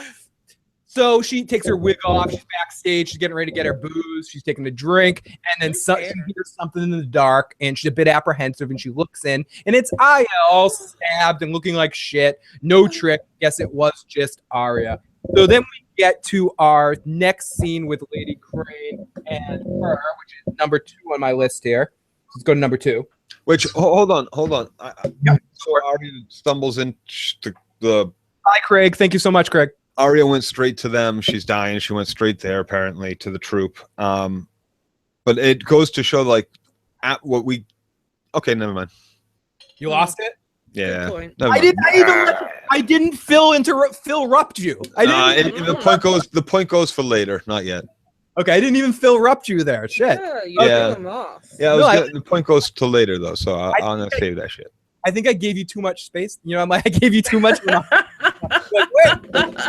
Wait, Phil didn't interrupt me? I have too much time. I got all anxious. I was waiting for a cunt mouth or something, so I just was like, forget it.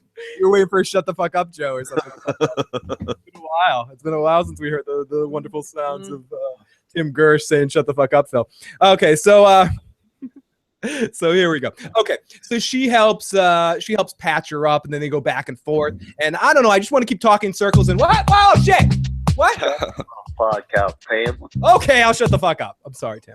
Okay, so she helps patch her up, and they go back and forth about her liking She talks about how conveniently I liked really bad guys that used to come home smelling like whores and hookers. And I'd stab them. And, I'd stab them, then I'd wake up the next morning, and I'd have to sew the fuckers up. So, because that happened to be my life. Arya loves it, too. Arya's like, yes, and you got good at stabbing them, too. Ha, ha, ha, ha, ha. So, but ultimately, it's a little convenient that she just happened to pick the actress that has it. I don't know. I know she's her friend, but it happens to be, or not her friend, someone she bailed out, someone she likes. But that person happens to have medical training because she stabbed a lot of abusive boyfriends and knows how to sew up. I don't know. It's just a little. Well, an acting troupe back then would probably be making a lot of their own costumes and doing a lot of the sewing and shit for themselves too. So maybe Arya kind of thought that, and so maybe she kind of good with a needle. I don't know. You get injured, you got to take care of it yourself when you're on the road. But this looked like a pretty successful troupe that probably had tailors or prop smiths and shit that took care of most of that stuff. KLC says all the way scenes were straight out of Terminator. Yeah, we were talking about that earlier too. The music. Dude. Dun, dun, dun, dun. So they all talk about how fake Sansa's been cut out of acting in Essos because she got her face beat in by Fraser Crane's wife, and she feeds Arya some horrible soup that the Lady Crane can't cook, but she got all her talents went to acting and stabbing and sewing.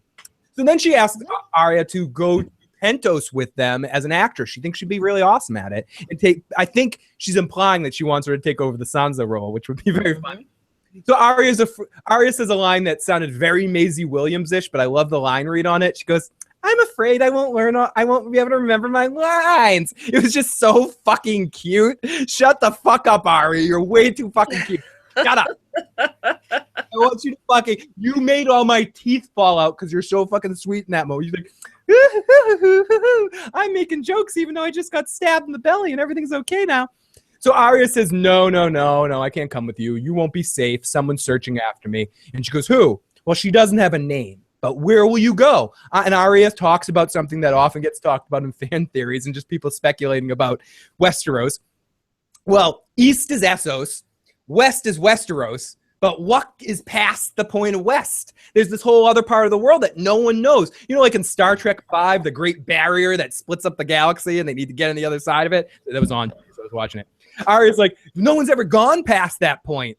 So Lady Crane's like, this girl's not making any sense. She's just stupid. We need to give her some milk of the poppy. So he pours her a little glass of and knocks her little ass out, and she passes out till the end of the episode.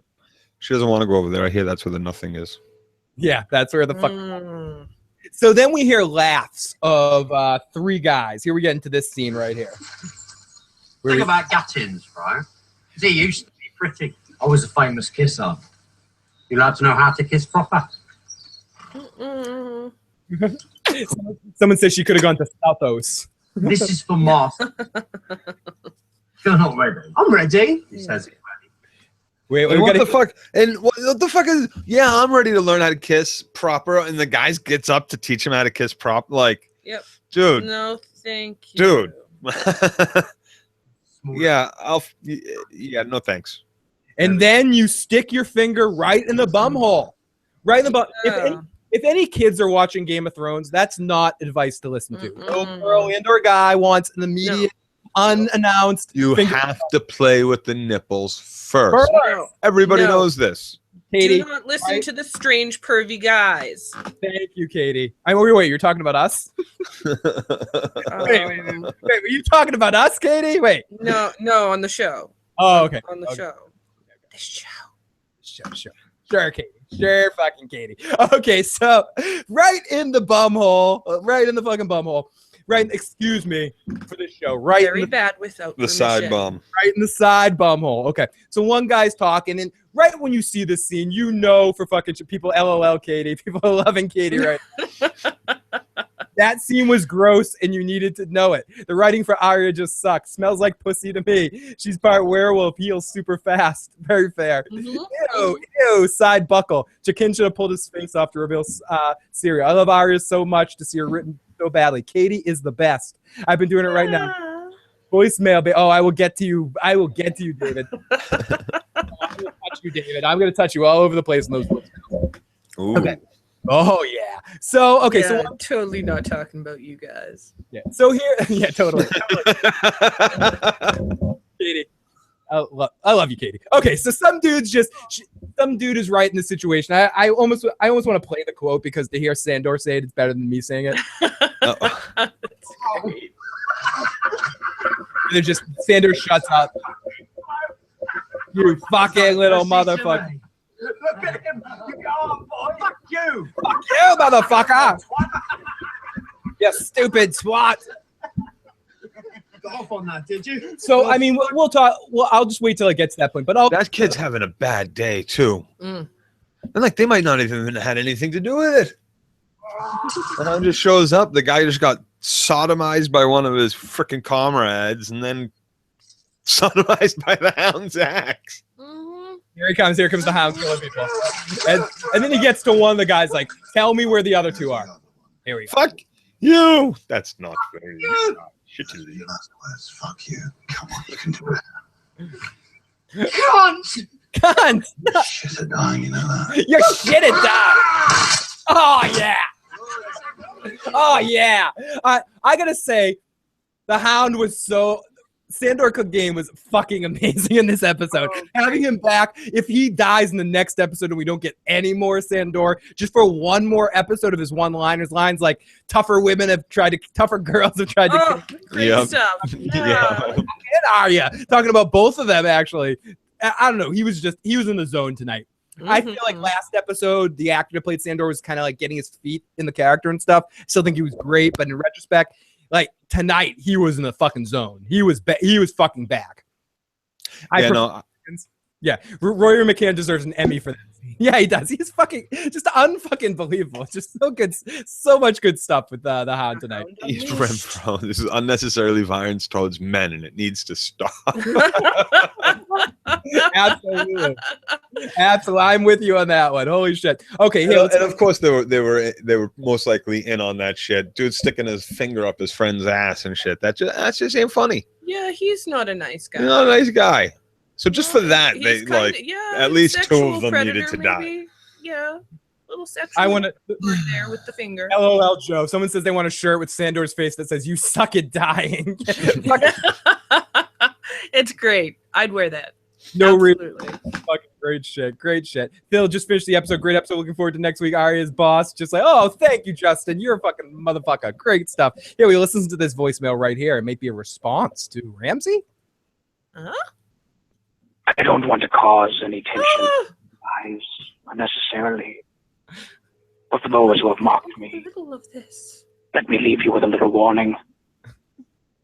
The people for whom I work for do not get chills. The people for whom I work for, they hunger not. Welcome, Kimberly. The people for whom I work for, they fear not. And the people for whom I work for will never cease their efforts until the whole world is covered in the ashes of winter. Come and see. This raven will self-destruct. Oh no! Oh no! One. Wait. What? Man, someone get that raven outside quick. I mean, fucking Littlefinger. I'm scared. I'm so fucking scared. How did we get in the middle of this? Come and see. The raven will self-destruct. Baby says, why did I just get chills? Chaos is not a pit. It's a finger in the butthole, says Pete. Both. It's both. Oh, evil. Holy shit. Not the raven. No, not the raven. Dude, don't explode the messenger. Come on. Goodness. Explode the messenger. Goodness me. Okay, let's jump in. We got a couple people that have been hold for a while before we get to our next scene off to Marine. Let's get to area code 205. Welcome to the show, 205. What's going on? Hey, how's it going, man? It's going well. How about yourself? Pretty good. My thing is with the whole. Hold on 1 second. Yep. Thing about the Edmure thing. Yeah, it's like if he is a legitimate a lord of Riverrun, then his child is a Frey who's with the Freys. Child's a Tully with the phrase. Why would there be a conflict there whatsoever? Mm-hmm. Because they could always just use him to be like, hey, I'm the Lord of Riverrun. Good point. Yeah. Sorry, I ended up getting cut off. But good point, caller. I ultimately think, Joe, what do you got to say to that, Joe? Because you okay. First thing is he's no longer the Lord of Riverrun. Technically, the Freys are the Lords of Riverrun now, as well as the twins. And you're absolutely right. They could have killed Edmure and been like, we have Edmure's son. But then everybody's going to be like, how do we know it's Ed? Yeah. Even Edmure never saw his son. Edmure's like, I fucked my wife. They told me she was pregnant. I haven't seen her since. I've never seen the kid. Probably Baldur's kid. Right. How do you know that he so nobody's going to buy that Went a this little kid is even faster. his kid to begin with, most likely. And who knows if it's even true that he has a kid. So liar. Right.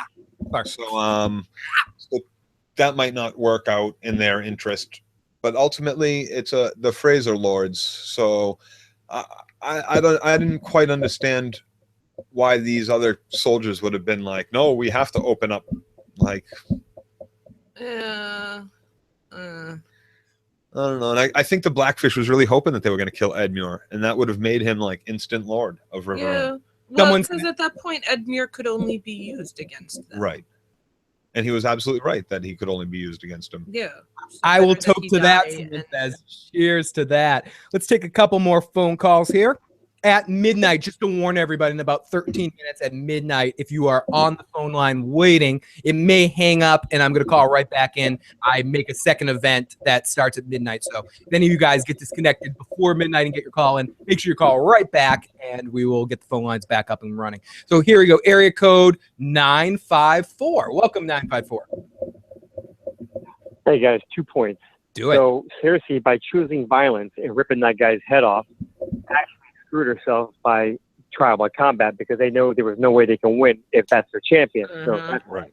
That backfired in her face. Number two, the room that Qyburn was telling Cersei, I believe that Kevin and Pycelles are now part of the Faith, and they are working with the High Septon, feeding Tommen all kinds of information. And I think that's what the rumor is going to be. And then maybe in the last episode, they're going to execute Pycelles and Kevin. That's probably what the rumors are going to be when they release it to us. We find out what it is. Because if you look at Kevin, he didn't even really care too much about his the battle, his son being part of the Sept. He's part of it now. And to go to your point too, part of it from the beginning.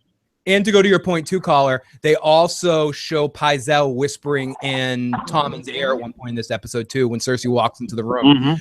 They specifically make you show you that Pycelle is whispering sweet nothings into his ear. So great point, caller. And to your first point about Cersei, I think it also has to do with the fact that Cersei, not just in that one situation, she's been walking around King's Landing with a big smile on her face, saying, I got the mountain on my side, trial by combat. Like anyone she can find, she's singing her trial by combat song to. She's like, I'm gonna get the mountain to kick your ass, trial by combat, motherfuckers. And so obviously High Sparrow might be a fucking cock merchant, the bad kind, but ultimately he's not an idiot. So he knew he could not win that fight.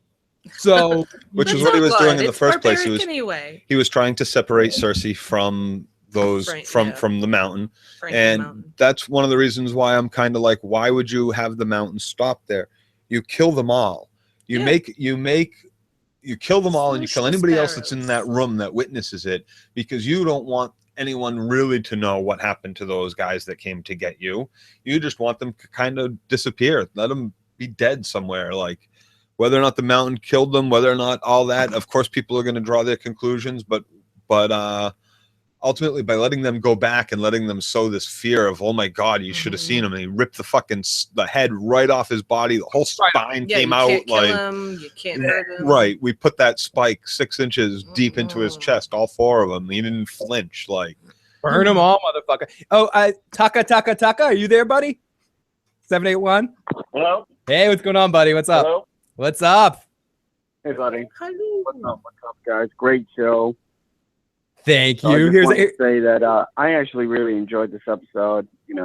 For everyone who didn't like it, I felt that seeing the mountain go back to his roots about killing a lot of people. Not the mountain. Yeah, actually, the Hound. Well, being able to do some stuff. I think that they pretty much was a cop-out where they actually cut away. It didn't show the head actually being ripped off. Yeah. The money shot. The money shot. We Yeah. all wanted. The money shot. Splat. But we wanted the facial. Absolutely. Going back to what you were talking about earlier about who would actually be good to take over if necessary for the Game of Thrones, I actually think that the people who are behind the Viking show would actually do a pretty good job. The guy who actually created it, and maybe Ken Garate, who actually directed, I guess, the lion's share of all the episodes from 2013 to 2016. I think we're about 14 episodes. Good stuff as always, Taka. And make sure you check out on the Dirty Issues Gaming site. Taka and Joe have been doing a lot of great content, so make sure you check that out. Great to hear from you, buddy. And lots of love to you, my friend. Lots of love. All right. Love to see you. Bye. Thanks for calling in, my man. We love fucking Taka. He's our buddy. He's doing some awesome work. And make sure, like I said, if you haven't already and you're into some game streaming and some alternative content to what we do here on this channel, check out Dirty Issues over there. So here we go. Oh, we've been waiting for this. Jay, we got another call from Jay, Joe, right for you. Nice. I know this is gonna be, here we go. Joe versus Jay, one-on-one. Here we go. Jay, you're back in the line. What's going on, buddy? Hey, what's up? I'm gonna drop the Jaime thing for now. I don't think there's any changing it. But agree to disagree. What Jaime did show is how you effectively can use a hostage and not just kill them right off the bat. Yes. It got them back into the freaking castle, and he overtook it without having one blow or do anything. And by the way, he's still the lord of the castle. Just because the Freys are in control of that land doesn't mean he's not lord of the castle. It's just like how the Starks were in control of the north, but they still had other lords around them.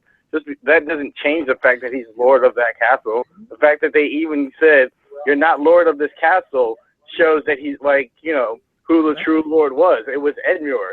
And if they found out Edmure had a kid, then he would be lord of the castle. So ultimately, he was still lord of the castle. Not by royal decree. Good stuff, SM. Let's jump into the live Discord group. Great shows. Oh, see you, Panther. Have a great time. I thought they did say it was royal decree, right? Didn't Jaime say that? Like by royal decree, it's now a Frey property. Right. Amy has a quick question. Hey, Joe, Katie, and Phil. What do you guys think Marjorie's plan is? Thanks for all the hard work. I think her plan is just to stay in power as much as possible and manipulate every avenue so she makes sure she stays whatever the position of power that she can possibly be in is. Ren was in the chat. I did not see Ren. Great to see you. Hey, Facts, facts. Someone says in the chat. Dank. Someone. Yes, fucking the Dank. But someone said in the chat. The mountain's going to go to the Sept and just kill everybody in it. That's what I think Cersei should do. Just send the mountain down there and just go fucking kill everybody in the Sept. Go do it now. Right. Nothing wrong with that. Do it. Finish it. All in. Mountain, go. Go kill everybody that's got a fucking star on their forehead and like sandals on their feet or no shoes on their feet or whatever they do. I think Marjorie's focus right now is her brother first. Yep. And then vengeance. Arya, I choose violence. The water that I was peeing had foreshadowing in it. There was some foreshadowing peeing in that fucking water. Yes, I got that feeling too. Yep. Someone asked what's the difference between a trial by combat and a trial by 7. It's just 7 on 7 instead of 1 on 1. 7 judges. Oh no, but they were asking a trial by 7. Or there's two different things. There's a trial by or a 7 on 7 combat trial by 7. But what Cersei's going to and Loras is by 7 septums is going to judge them in an actual trial of some sort, reminiscent of trial in some sort. Okay, area code 404. What's going on 404? Hey man. Hey, what's going on? It's me, Sunny Day. How are you guys doing tonight? Doing awesome, Sonny. Great to hear from you, buddy. Hope all is well. Yeah, I was just wondering, maybe I missed it. Why didn't, I want your opinions, why didn't Edmure just, when he went back in the castle, he didn't even look at his uncle? I know I realized his uncle had to do what he did, but knowing that his uncle was probably going to die, he didn't even just give him, one last look of... He did. He let him go. He purposefully let him go. Yeah. You guys think of that? Good call as always. I think ultimately Joe kind of said he did give him one look, but I think ultimately it was a look like you would have let me die out there. So I'm going to let you die now. And he never, I think it was Edmure's final revenge, at least how I read it. Right. Edmure's final revenge to the Blackfish. I got the best of you, motherfucker. That's how I read it in the situation. I don't know about you guys, Joe. Originally, I thought that I read it the same way, and then after he went up to the is it called the parapet? I don't know. When he went up to the top and he was looking down at the drawbridge. Hello. And he said, okay, now open up the gates. Everybody put down their arms, and they did that. And he said, now go find my uncle. He could have said to have his uncle taken right then and there as soon as he walked to the gates. He saw him. All the soldiers were around, and they had all heard him deny and say, go ahead and kill my nephew and all that shit. So they would have taken him. And that's what makes me think that he did give him that look as to say, like, fuck you. You were going to let me die, but I'm giving you the chance to leave. And when he went and did it and took care of that other business, he gave Edmure the exact amount of time he needed to get the fuck down and get the hell away and start to take off but Edmure didn't go. Now, Kate, you have Blackfish. Sorry, Blackfish. Sorry. Kate, Sorry. Kate, did you have a different take on this situation? Yeah, I don't know. I think it's a little of everything, kind of like Joe said. But it just seemed like, I mean, Edmure knew from the very beginning the Blackfish wasn't going to save his life. He had been in prison for years. So I don't think I don't know. I didn't get the feeling that he held a grudge against him like that. It was, that's predictable. You're all wasting your time and mine. And the look was just go. Excuse me. I'm doing what you can't. I get it. Go. Yep. So we got a little bit of a fuck you, I thought. We got 2 minutes left on the call, so let's take one more call, and then everyone else that's waiting on the hold line, please call right back in, and we'll make sure we get to you after we finish off our recap before we call it a night here. So area code 609. What's going on, 609? Hey, guys, real quick, stay with me. Do it. We're with you. You're missing the point on Tommen. Okay. And the reason is this. The last time we saw Cersei and together said was, I screwed up. I want to be king. Teach me how to be king. They haven't. Oh, unfortunately, your phone is breaking up. But I do think I know what you're about to say. I'm not putting words in your mouth, but you're saying we have not seen Tommen and Cersei talk since they had that telling you. So you're still saying there's a chance that Cersei and Tommen are planning some ruse in this situation. Honestly, caller, I hope you're fucking right. You give Tommen a lot more faith than I do. You're giving a lot of faith than everybody's giving. 20 seconds. Oh shit! Sorry. Shut up. 90 seconds. Fuck you. That's the call lines going down, folks. Call line's going down, guys. So we're gonna get back into the recap, and then I'll reconnect with the call line. Make sure 256-973 anonymous and 201. Make sure you guys all call back in a few minutes, please. We'd love to hear back from you guys again. Joe, fucking, I'm not putting words in your mouth, put words in my mouth.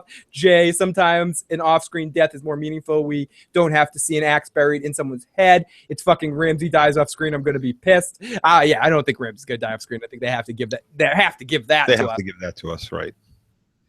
Or John, whichever one dies. Whichever one does. Oh, someone asked that earlier. We'll talk about that a little bit at the end of the episode. Who do we think is going to be winning Bastard Bowl? John, I don't know. I don't know the Battle of the Bastards or whatever they're calling it. I think ultimately,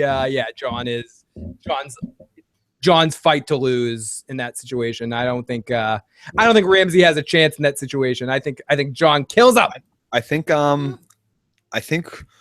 we had a little scene here today with Podrick, and we'll get to that scene with. I was going to say there was a similar scene with John in another season, another episode, about talking about fighting and the differences of fighting and good and honorable and shit. Yeah. So our next scene that we get to is off to Marine, where another Red Priestess is giving a speech, and we see Tyrion and Varys come sauntering on. Thank you. Oh no, stand page. So we see Tyrion and Varys sauntering on in, and here we go. We're back on the phone line. Thank you, everybody, and everyone who wants to call back in. 914-205-5689. Get you back in on the phone calls. Let's get back to our recap a little bit. So Tyrion and Varys come sauntering on in, and are like, "Hey now." And Varys does not look happy at all this Red Priest stuff. Tyrion is doing his best to give him a kind of pat in the back, but Varys says, "Listen, you made a deal with fanatics, and it's probably not going to work out. I don't have a good feeling about this." It's like if you shaved the straight razor and blah blah blah, something with you may be shaved, but it can still cut your throat. So ultimately, he is going to head off somewhere to try to get support in ships. And he says, if I'm wrong, I will not return. So he's heading to Westeros. Tyrion says, we need our queen back. Varys says, she'll come back. Not everything in my life is going to suck. Or things in my life are suck too bad. Not everything is going to go so bad. He takes his leave of Tyrion and he says, I'll walk the rest of the way. I don't need the most famous dwarf in the city to follow me around. And Tyrion, looks legitimately sad. Yes. He says, wait a second, Varys. Wait. Actually, it's the most famous dwarf in the world.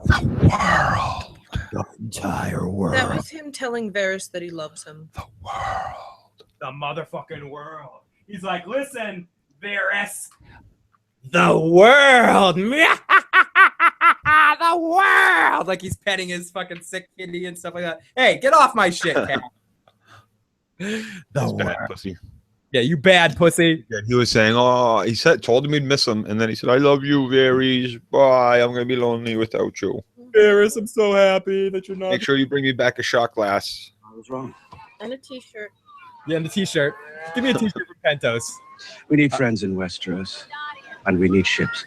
Most of all, we need our queen. Oh, so bad, buddy. So bad, Autumn. You have no clue.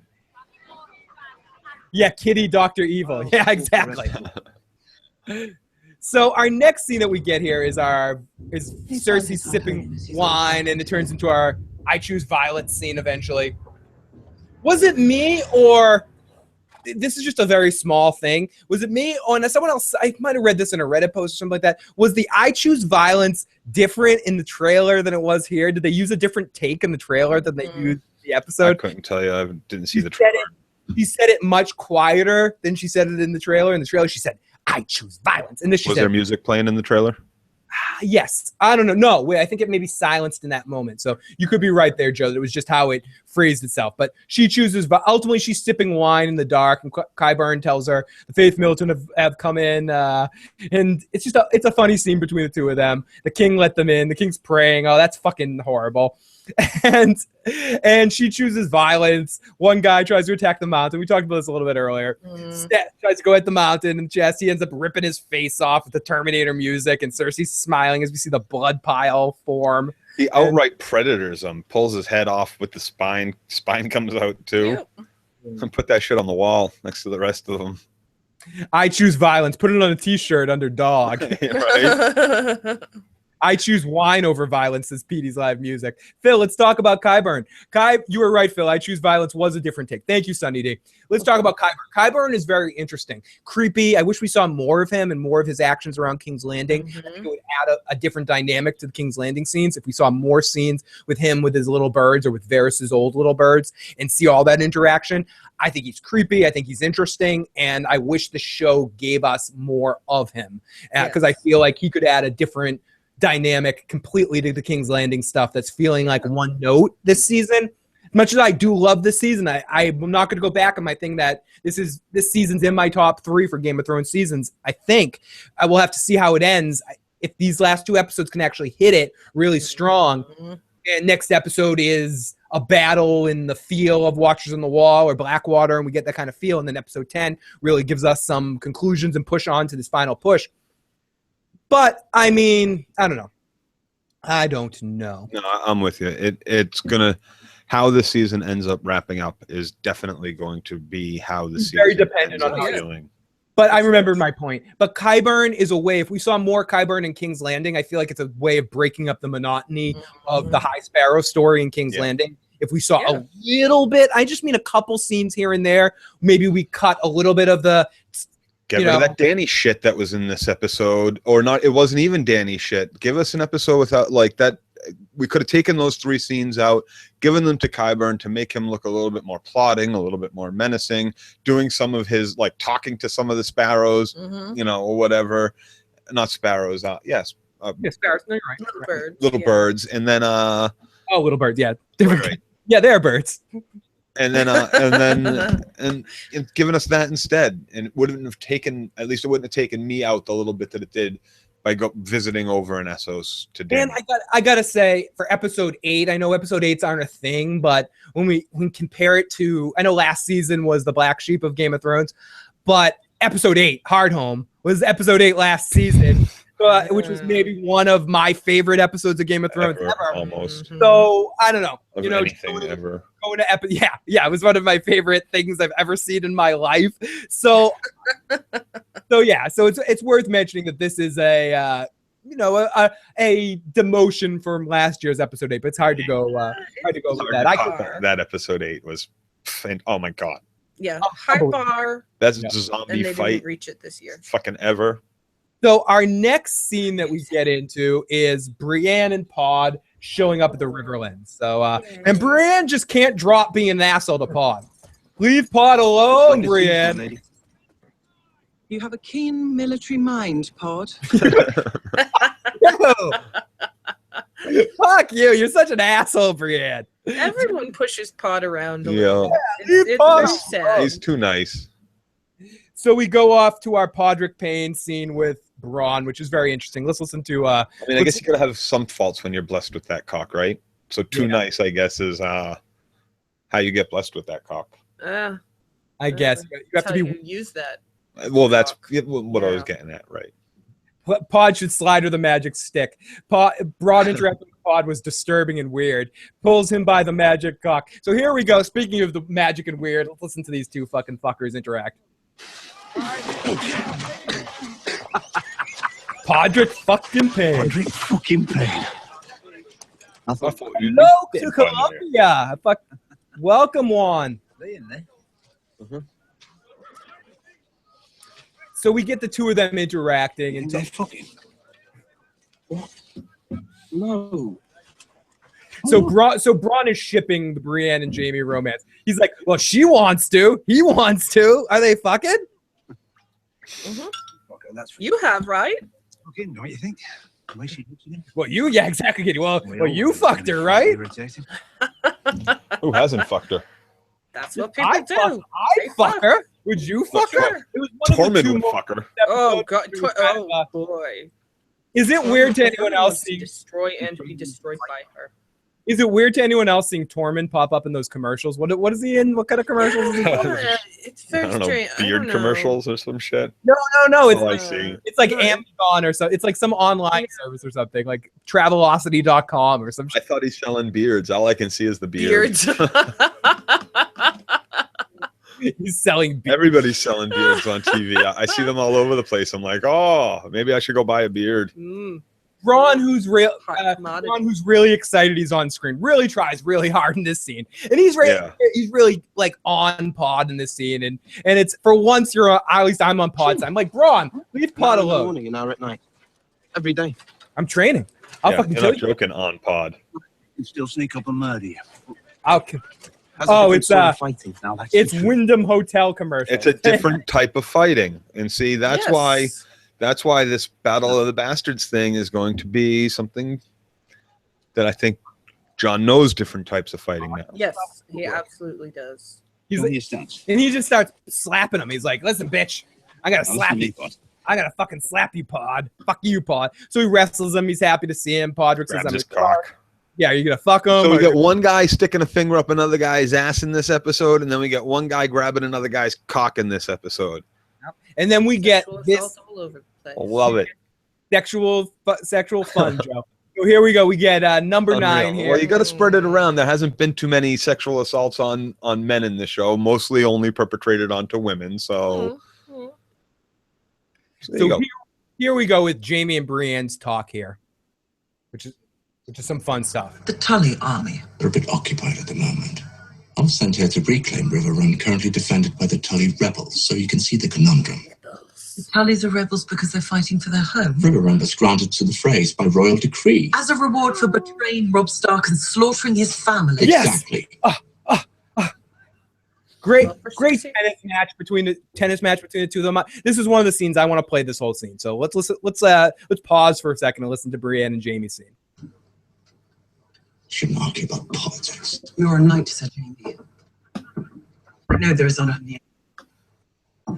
I've seen it myself. I'm a Lannister. Don't ask me to betray my own house. I do no such thing. Take River Run without bloodshed. Ride south again with your mission complete and your army intact. What do you propose? Allow me to enter River Run under a flag of truce. Let me try to persuade the Blackfish to give up the castle. So ultimately, in this situation, she convinces Jaime, because Jaime ultimately did the same thing at first. He didn't want to end this violently. He wanted to end it peacefully and just kind of get it all done. He tried to talk to the Blackfish ahead of time, and again, I don't want to get booksy here, but I think Jaime also has an aversion to fighting against anyone loyal to the Starks at this point. He wants to he made a promise to Catelyn, and he doesn't really want to fuck with the Blackfish if he doesn't have to. Right. And there's also, it makes absolute sense for him to do this, because why not? What's adding 1.5 or 2 soldiers into the castle? It means absolutely nothing. She could be carrying secret messages of some shit, but who cares about that, really, honestly? For the most part, it makes a lot of sense to let her try again. And he knows her to be honorable and to be truthful and not to be a liar and all that shit, and how she acts and carries herself. So I think this was it just made perfect sense to let her go and try. Why not?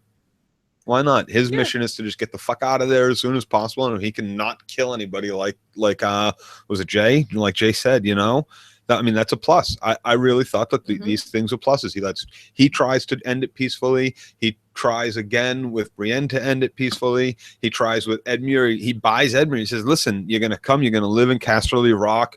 We'll get you your son there eventually. You'll still live like a lord. All this shit. Just get him to, you know, this doesn't have to end bloody. Just nobody fucking wants to be here. What the fuck, dude? Fuck. And so that's how it ends. Like, there you go. And that's how our story ends, folks. So ultimately, Brienne also tries to give back Oathkeeper, and Jaime's like, no, that's your fucking awesome scene. That was the point that almost got me a little emotional when she's no, it's yours. It's always yours. And then Brienne's like, listen, dude, if this goes bad, we're going to have to fight, and I'm not going to like it, but I'll kill you. Yep. You'll like it. It'll be an honorable death. So then we go over to the Blackfish, who's not having any of this crap.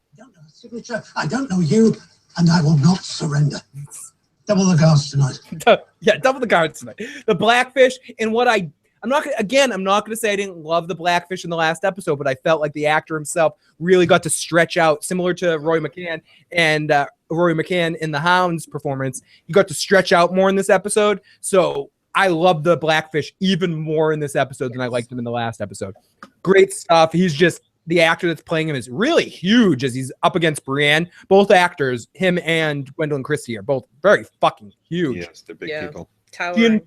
She informs the Blackfish of she's like, listen, bitch, I fucking made a promise to your niece, and listen to me. And Blackfish sizes her up and ultimately realizes she's someone that's not going to bullshit him. And he realizes, reads the letter and goes, sounds exactly like Kat. Yeah, probably very similar writing and signature and all that too. Oh yeah. And he says, I can't really fucking help you. There's nothing I can do to help you. I have no men. I have nothing. He goes, basically everything we all said when Baelish suggests the Blackfish in the first place. We're like, Blackfish is holding River Run. He doesn't have soldiers. What the fuck? Right. So he's like, I can't do that. I'm not leaving here. You know, fuck that. So Brienne says, okay, find a maester. I need a raven to send a note to my master. Sansa likes to be alerted immediately of bad news, and I'm gonna have to leave a dead fish head in your bed. And Mr. Waltz. Well, no, it's right, because she's expecting, she failed, and what Jaime said is, if you fail this, we're coming. Where the siege is happening, and that's going to be it. So she's expecting she might not be alive tomorrow morning or too far in the future to send that raven to let Sansa know that she failed. Yeah, you cannot count on reinforcements. So our next scene is everyone just parting the way for Cersei in the mountain, coming in as Qyburn walk in the throne room. They face Kevin, who is really funnily dickling to her. A great scene between Kevin and Cersei where he's like, yes, go get thee to the nunnery, you know, like get the fuck to the back over there, bitch. And the other girls. Yeah, you stay with the other girls in the back. And Tommen gives a douchebag speech about some douchebag shit. And there's going to be no trial by combat. No trial by combat. As he keeps peeking over at his mother, all ashamed. Sorry, Mom. I'm so sorry. I'm so sorry, Mom. There is to be a royal announcement. Yes, there is to be a royal. So our next scene that we get to is Tyrion and this stuff that we get. Both be happy as well. Now, not so long ago, this was a lovely scene, wasn't it, guys? Jokes. Lots of jokes. There's a joke about, a Lannister, a Martell, and a Stark each go into a bar to get a fucking ale. Each finds a fly in their drink. The Lannister demands another. The fucking Martell eats the fly, and the Stark reaches in and spits it out and says, "What the fuck? How dare you eat a fucking fly? No. He reaches, pulls out the fly and tells the fly to spit out the beer that he's drank from because he wants it back. It's not right. You're a thief. Give me that beer back. That beer back. Oh yeah. Sorry. People in the live chat are saying, Phil, talk about Brienne's 5-inch clit. What? What's going on? She bought from the cock merchant? Is that what's going on? Spit it out. This scene was funny. It was awkward. I found Grey Worm in this scene actually very funny when he's like, that is the worst joke I've ever heard in my life. I don't know. I know some people might have a problem with the scene. I found it charming enough. I think it lasted maybe a little too long, but I think it was one of the callers mentioned it earlier, and you can take me to task on this.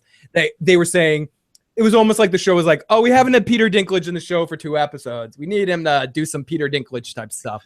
But we kind of had this scene before too. I kind of remember not only was there like Varys involved and the 4 of them sitting around talking and it was all fucking awkward, but like I remember them all sitting around drinking once too.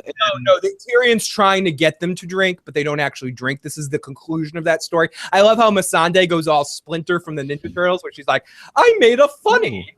Oh, what did one translator say to the other translator when they were drowning? Oh, I don't know how to swim, but I can yell for help in 5 different languages.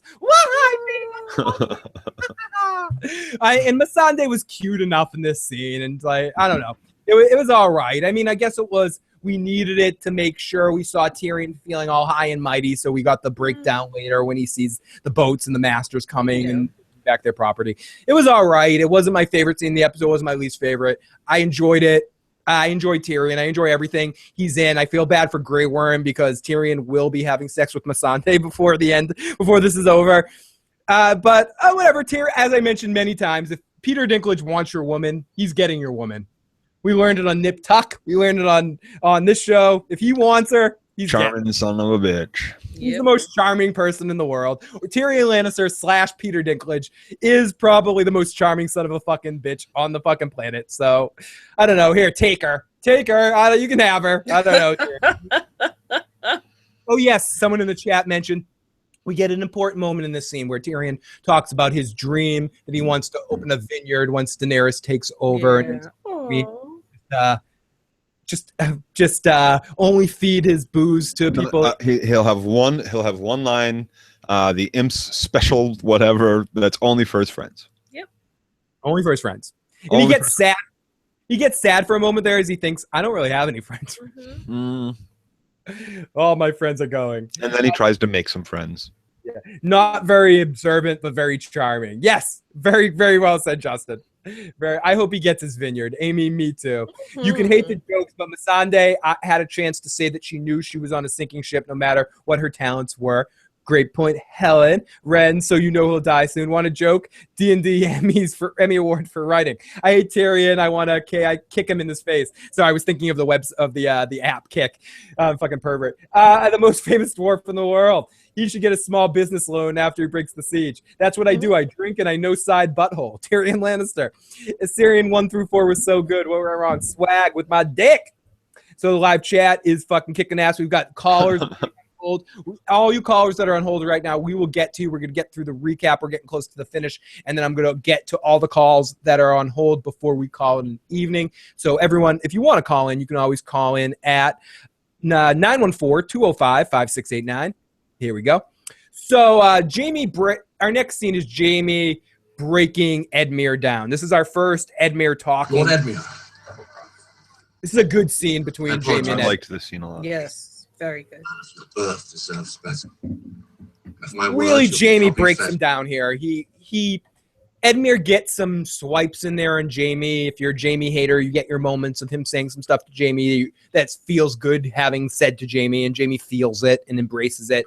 We also get Jaime making sure he lets us all fucking know he loves no one but fucking Cersei.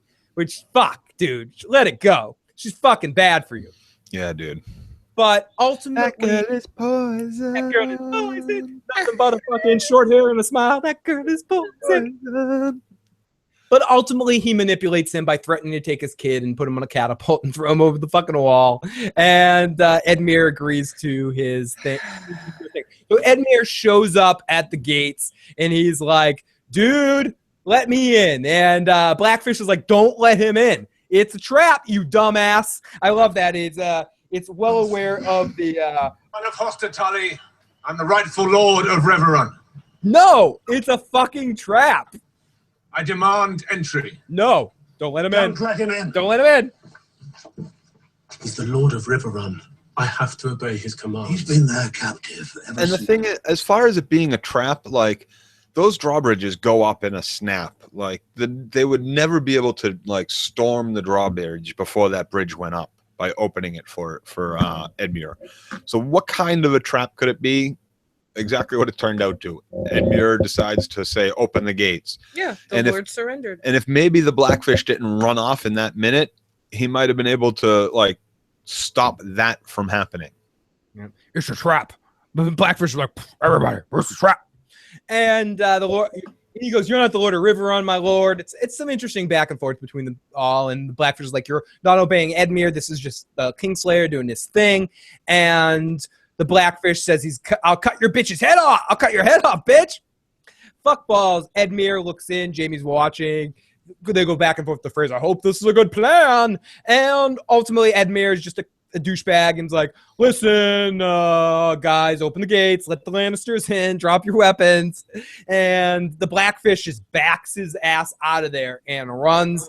And he very easily could have escaped. The Blackfish knows how to leave a room at the appropriate time, but he ends up going in with Brienne.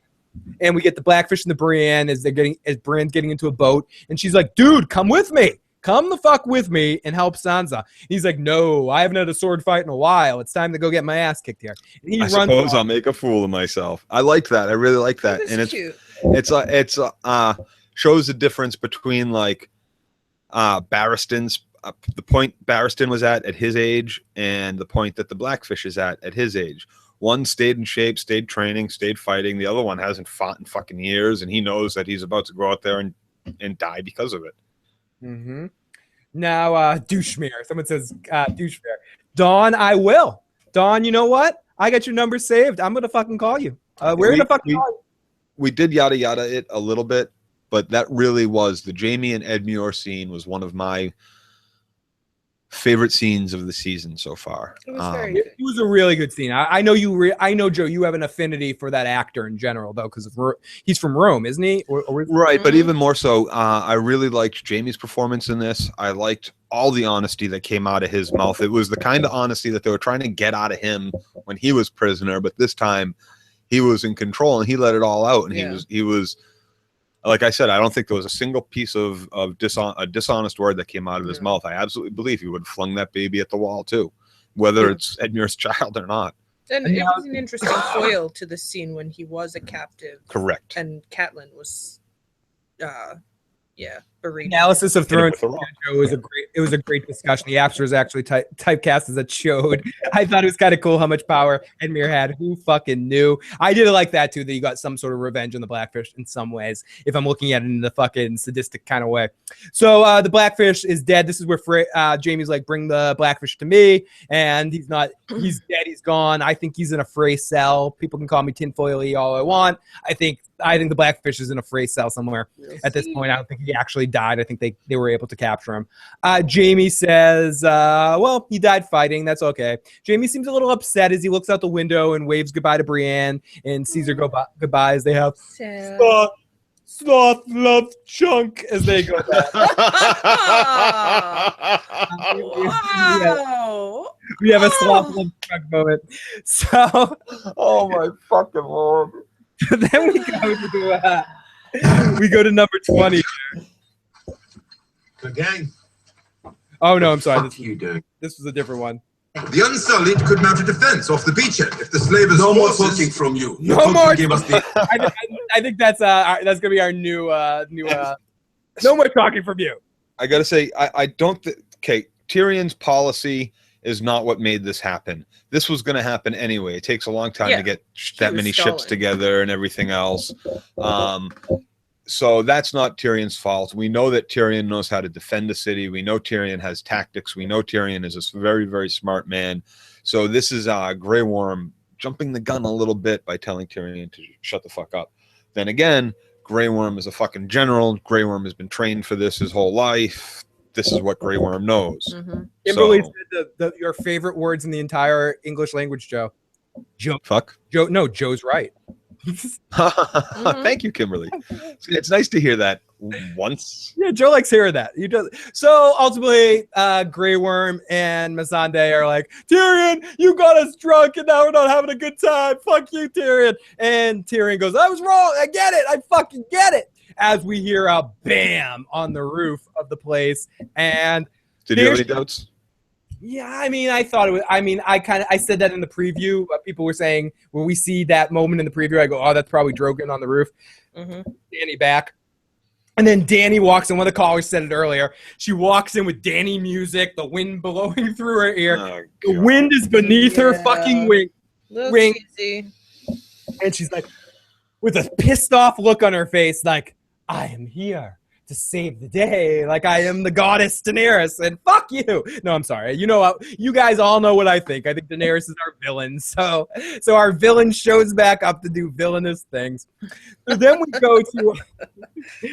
we go off to our one of our final scenes of the episode, the Hound. What the fuck are you doing here? Meeting up Chasing with them? none other than Beric Dondarrion and Thoros of Myr. We talked a lot about this at the beginning, and this is a funny scene, but it gets kind of comical at a certain point where they're like, Joe, I want to cut off the crow's head. I'll trade you a leg for the side leg of the side butthole of the cutting off the crow's leg. It got almost comical the way they were talking about, I'll trade you 2 dead souls for 3 dead. I kind of liked it. No, and you're not allowed to hack them up. You can only hang them. It's got to be quick and clean, dude. Let me be clear, Joe. I liked it too. It was just very comical. Yes, it was it was. very. It was awesome. They're playing the Hound in the Brotherhood. Like those 3 have very excellent comic timing. It was like, remember when I killed you, Beric? Yeah, I remember. I'll kill you again, Beric, motherfucker. Even the nods to Brienne and Arya, like you brought up earlier, when he says, you better put that arrow down, girl. And I've been, tougher girls than you have tried to kill me. I liked that a lot. I loved the line he put out there about the chickens again. Like when these things happened, all I could think was you, Phil. I was like, Phil's loving that. Oh, I told you, Phil's loving it. Phil's having a fucking orgasm, a houndgasm right now. Oh my God, I was. This whole scene with the 3 Phil's lipstick's out.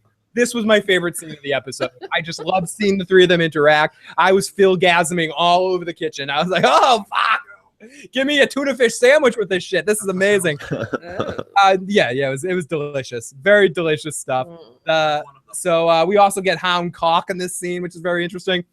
Yeah. Yep, there's your nudity. Ren Renwood was asking about, did we get any nudity? There was your nudity. We saw a little bit of Hound cock wagging around once or twice. So, and that's our scene with them. Very interesting stuff. A lot of people will go towards No Lady Stone. This was confirmation of No Lady Stoneheart. And that for me, I think that ultimately the Hound and Beric and Thoros will all take that part as a whole. They talk about the White Walkers. We mentioned that earlier as well too. So it looks like that the Hound is going to be joining up with them and doing some killing with the Brotherhood Without Benders. The Brotherhood Without Benders. And it's gonna be a lot of fun. I'm looking forward to seeing the 3 of them together. I knew Thoros of Myr was coming back, but I did not know the actor that was playing Beric was coming back. That was a huge surprise for me. Big surprise in the episode. Super excited to see him. And I feel like the episode was kind of this word gets overused sometimes, but trolling with the Lady Stoneheart stuff, because a lot of Catelyn Stark gets talked about. We didn't talk about it earlier. We kind of yada that stuff, but Jaime talks a lot about how he respected Catelyn Stark to Edmure. Blackfish brings up her name too. Yep. So she gets talked about a lot. They're not doing Stoneheart, I think, but I think they want to throw it in your face a little bit. It's a little bit of a fuck you. I thought so too. And maybe we get a reveal next week. Maybe she's just not standing there out in the crowd because of whatever reasons. Wait. But, someone said, is Theon's joining the Brotherhood Without Boners? Is that confirmed? Theon joins the Brotherhood Without Boners. Confirmed. So there might be a reveal for that later, but I really do think that we did kind of get trolled with that. And they've been mentioning the Beric and Thoros all season. They've been mentioning these guys, or at least I've been mentioning them all season because they mentioned them at least once. Yeah, no, they've mentioned them. We knew they were going to be. We were going to be running into them because they wouldn't have set them up that much to bring them to get us talking about them, like not just us, but like at the water cooler or in the school hall and all that shit. Like who they keep and who were that they were talking about. So now everybody's familiar with with who they were talking about, and now everybody remembers who these guys exactly are being introduced to us again, however many seasons later. Great stuff, Joe. Bloody talker. Bloody talker. Did we talk about the Mountain pulling a Mortal Kombat fatality? That is his fatality. Fatality. He does the Predator's head and spine removal. Is it possible that Edmure took the spineless commander dude, get that Blackfish out or something like that? All we got was Lannisters telling Jaime he's dead. We do not know that the Lannisters is just passing along this info. We didn't actually see him dead. I'm usually not one for crazy, oh, he's definitely alive, people, but I really do believe that the Blackfish is alive. I think we're going to see him before the end of the season. Again, I think we're going to see him in a Frey prison. I seriously wondering how the Hound's peeing in the river is foreshadowing. It's a Lady Stoneheart thing. I think some people, Amy wants to know, what the fuck was foreshadowing about a fucking piss? It's a fair question. Fair question. Not the piss, where the piss went and the close-up of it. Foreskinning. No. It's a different form of foreshadowing. Joe. That's I agree with you. So no. So then we get to our next scene, our final scene of the episode, and then we're going to get anyone that wants to get into the phone calls right now, 914-205-5689. After we finish this last scene, we're going to clear the decks of the phone lines, try to get as many of the comments as possible. Also, if you want to get your comments and questions in for our feedback show, which will be on Thursday, you can do that by either emailing me at IGotIssuesMan, tweeting me, private messaging me, jumping in the Discord group and throwing it in the feedback group, or calling 781-990-8509 and leaving your voicemail or text that number if you want to get your feedback in for the feedback show if we didn't cover any points that you guys wanted us to cover. So our last scene of the episode is we get our Terminator music. Dun, dun, dun, dun, dun.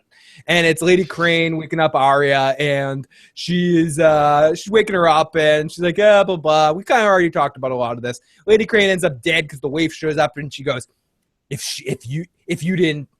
This is where the waif turns into. Does the waif show up dressed or with the face of the Wartcock kid? I didn't see that. I thought her just show up as the waif. I mean, I'd have to rewatch it. And ultimately, in this situation, the waif gets all comic book villainy, where she's like, I wanted this person to torture her because she was supposed to die slowly, but you wouldn't let her die slowly, so I tortured her. This is all your fault. He. And now another face for the wall. And Arya's like, okay, back to plan A, run straight to Needle, which is what I think she was trying to do the day she got stabbed in the first place.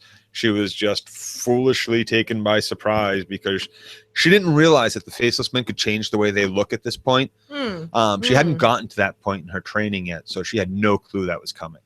So then we get, and I wrote in my notes, big capital letters, ninjas my ass, more like the Terminator. As she's walking. Free runners. Yeah, walking kind of slowly. Parkour, man. Yeah, I'm going to get you. Yeah, fast walking. And Arya just keeps running, jumping off things, eventually getting to Needle. It all ends up, it's a very good action scene that ultimately ends up to a point where they are leading up to in a dark room, and Arya gets bleeding again. She's kind of leaving a trail of blood so the waif can follow. She gets Needle eventually. She grabs Needle in her hand, and the waif kind of steps to her, and then the scene cuts to black, and we don't know what happens. Then it goes. Well, she puts the sword up, shuts her eyes, and when she puts the sword down, she puts out the candle, and yeah, and then that's it. And then we get a final scene that really surprises me and everyone when we fucking see, like, in fairness, did anybody, please don't be shy. I'm not going to call you an idiot. I'm not going to say anything bad about you. But did anyone was surprised to see the waif's face? That whole, they did it like a tension moment where it's like, dun, dun, dun, dun, dun.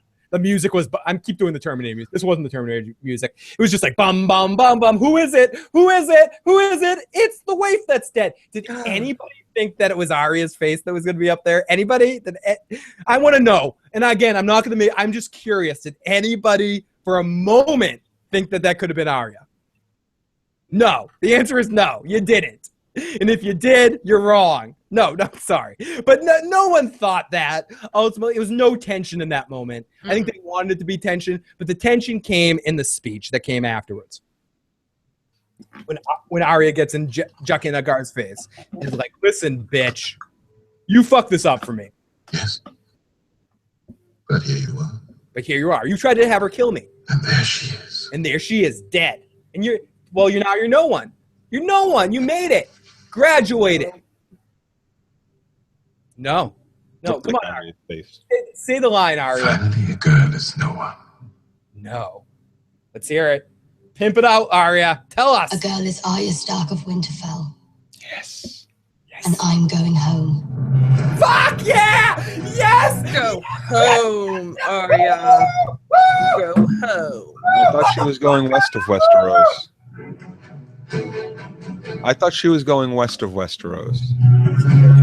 She was lying, Joe. She's going to fucking Westeros. And it's Are you sure that's not the waif in Arya's face? Fuck you, Joe. It's on. I meant that in the loving fuck you, Joe. And that is on the wall and on the girl. She's that good. Someone says, what the fuck? Right, Joe? Right now, Joe. Stupid shit. How does that make her no one? Train with Syrio, train with the Hound, train with the Faceless Men. Arya is going to be the most dangerous woman in all of Westeros. Yeah. Going on. Nice ass, Phil, says Marty. Phil almost fell. Oh, I totally almost fell. I'm the club. Ask Joe and Katie. I'm the clumsiest person. I'm like Charlie Brown, Goofy, and Gilligan all had a baby in a petri dish and gave birth to me. I am the I would say he was the clumsiest person if I didn't know this one. Katie, the crow's pretty clumsy too. Fucking Grace over here. Phil just did the Snoopy dance. Fuck that. Okay, guys. So now let's get into it. We got some people on hold. If you want to call in right now, 914-205-5689. We're going to take our callers here and take a few more calls before we call it an evening, then get into the chat. And here we go. Let's take our first call here. Or not our first call, but area code 813. 813, you are on the air. Welcome to the show. What's going on? Hey, what's going on? I have a quick question. I'm calling from Florida. My question is, do you guys think that Cersei is going to use wildfire to burn down King's Landing? Great call, great question, and great call for you, buddy. Yes, I think that is where this is leading towards. I think that was what Qyburn was talking about, and I think Cersei at this point she's backed up against the wall. You do not want to back a lion up against the wall like that. She is going to do something fucking crazy. Yep. Don't corner the kitty. Choose violence. She chooses fucking violence. Here we go from area code Anonymous. Welcome. What's going on, caller? Hello? Hey, what's up, caller? What's going on? Hey, not much, man. Hey, I have a quick question that a thought a theory has been going through my mind. What if they're possibly leading up to a situation where Jaime Lannister ends up dying somehow, some way by somebody or something, and that's what pushes Cersei over the edge to destroy King's Landing with the wildfire. Very interesting stuff. I think Jaime's the last person she has that she actually gives two fucks about. I think Jaime gets out of this alive. Jaime and Tommen. Jaime and Tommen too. I'm with you, Joe. Though I tend to think that Jaime gets out of this alive too. I think Jaime's the last. No. I was gonna say Jaime's last Lannister alive, but I think Tyrion's last Lannister alive. I think Jaime outlives Cersei. I think so. I think so too. I think Cersei's the first of the three to die. So area code 256. Welcome 256. What's going on? Hey, Phil, how's it going, man? Hey, buddy. What's going on? How are you tonight? Man, I'm doing great, man. Excellent show again. I'm kind of getting as looking forward to your show as the recap as the actual show. Oh, thank you. Appreciate but that. Anyway, yeah, man. Just a few observations. First of all, I want to say that maybe this episode should have been called "Notorious Pill Biters." I don't know, but and the other thing is, someone mentioned Vikings earlier, and I was thinking on Game of Thrones, the traveling troupe of actors, that would be about what Game of Thrones would look like if it was done on the History Channel. Good. And sorry, I ended up. Oh fuck! If anyone just was on the line, I just my computer did a fucking My computer did a nutty and went XXX. You know, when you push down and it like double clicks when you meant to single click. Sorry about that. Sorry about that, caller, and sorry about anybody else. If you want to call right back in, I'm sorry about that. That is. I'm a little buzzed, guys. It's at that point in the show. Yeah, you're doing a lot over there. I'm multitasking, you know, and I'm a hippie, and it's hard to multitask. So. He did it on purpose. He doesn't want to hear from any of you. He thinks all your points are ridiculous. Yeah, I do. I hate taking calls so fucking much. It's my least favorite thing to do in the world. So area code 501. Welcome to the show, 501. Hi, Phil. Hi, everybody. I was just wanted to comment on some things you guys brought up earlier as far as Arya's storyline. Do it. Or not. Oh, no. I think we got a connection issue. Area code 501. If you want to call right back in, we'll get right back to you. We had a little bit of a disconnection issue right there. Yeah, again, it's me. I didn't want to hear what that caller had to say. I'm like, no, I'm kidding. Area code 8 talked about that. Moving on. Yeah, moving on. Area code 805. Hey, what's up, Phil? Hey, what's going on, dude? How's it going? Good, how are you? I just wanted to ask. Well, I want to say something. The way Blackfish died off screen, like Stannis, just was annoying. I mean, I wanted him to at least see how he died, not like, oh, he's dead. Agreed. Yeah, no, I agree. Yeah, Thank you for bringing up Stannis in that point because it's another. Like books, he was depicted, and Jaime Lannister looked up to him, and I'm like, okay, so no one cares. He just brought another character, just killed all of them, and say, all right, peace, bye. That annoyed me. It sounds really bad writing. It's like, no, sneaky, bye. No, just dead. Bye. Okay, cool. Oh, we know he's dead. Great stuff. I think it's a cop-out, too. Great stuff. People are like, Phil, Phil's fucking evil. He's just hanging up on people. Some people's like, Phil had too much milk in the pot. Phil, lay off the sauce. Phil, keep up the sauce. Great stuff in the chat. I love all you guys. Okay, area code 501. We'll take 501 right away because we got disconnected from them before. 501, sorry about that. What's going on? Yeah, that's okay. Sorry. It's not on my end. But like I was saying earlier about what you guys said earlier about Arya's storyline as far as her not knowing that they were after her and not knowing that anybody could be one of the faceless people. You remember she actually used one of the faces, so she knows how to use those faces. She got to use one before. That's why they ended up punishing her. She went blind because she killed a guy out of revenge. You know, as a faceless person, you're not supposed to have any type of. You basically accept getting paid to just to kill off people. You're doing it out of revenge, or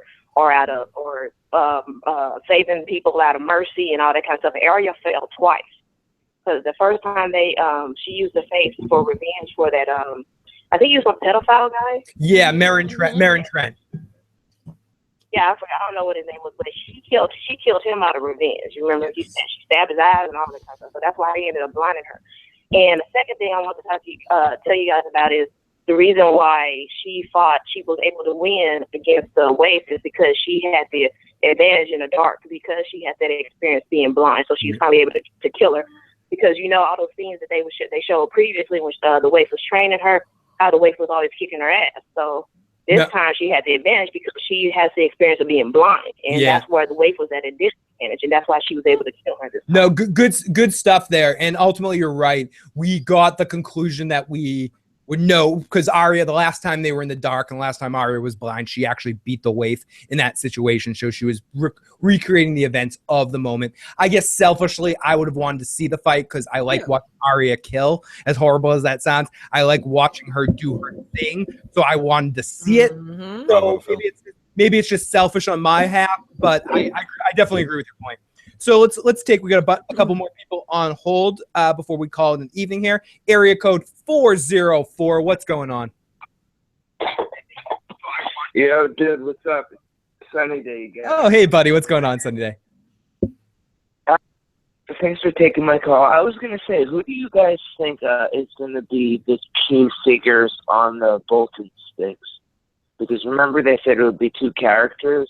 Like, who do you guys think Ramsay is going to put on his Flame Man? Good question. And I think one of them probably, I guess my initial instinct to think one of them would be Rickon. And the other one, I'm not sure who the other one would be. Possibly Asha's body maybe after the fact, but that might be a little stretching it. I don't know. It's going to be interesting. I can't wait to see this. This next episode, just to kind of piggyback on that, this next episode, the preview for this next episode, this was maybe my favorite scenes from next week point because it's just like, it's going to just be total action. So I cannot wait to see all the that we get in the next episode. I'm very hyped. In the same way, again, I mentioned these episodes before, in the same way I was excited for Watchers on the Wall and I was excited for Battle of the Blackwater. I'm really pumped. I don't mind these slow episodes. I enjoyed a lot. These last 3 episodes have been very interesting compared to the way the rest of the season has been. There's been elements of these last 3 episodes I've really, really fucking loved, and there's some elements I haven't loved so much. That being said, I am ready. I don't need action all the fucking time, but I'm ready for a big battle. Oh yeah, bring it. They made me hungry for it now. I'm hot and ready, and just stick it in Game of Thrones. And bothered. I'm hot, bothered, and ready. So we got, I think, 3 more calls to take before we call it an ripping. Yep. Area code. Fucking put the needle in already. Oh, the needle, Joe. Area code 919. Welcome, 919. Hi, yeah, it's the Bloody Talker. Hey, buddy. I'm curious in your thought of House Royce right now. Littlefinger's out of there. I don't think John Royce is with him. I don't think. Do you think there's going to be any sort of civil conflict or political conflict in the Vale between Littlefinger and House Royce? Very interesting. I wonder if Littlefinger... I just wonder what Littlefinger's plan, endgame here is in this situation. If there's going to be any conflict between them. I think anyone that doesn't submit to Littlefinger's will is going to run into conflict. I think ultimately the more power he gets, the more dangerous of a man he becomes, and the more problems he's going to cause for other people. So I do think... And I think they know Robin well enough to know to stay away. Exactly. Hashtag Hound cock going on. We got 2 more calls. Area code 609. Then we're going to save Jay for last. Area code 609. What's going on? Hey, it's me again. I got cut off before about the whole thing with Tommen. The points I want to make real quick is there are 3 things I saw in the episode tonight that made me think that he's working with Cersei.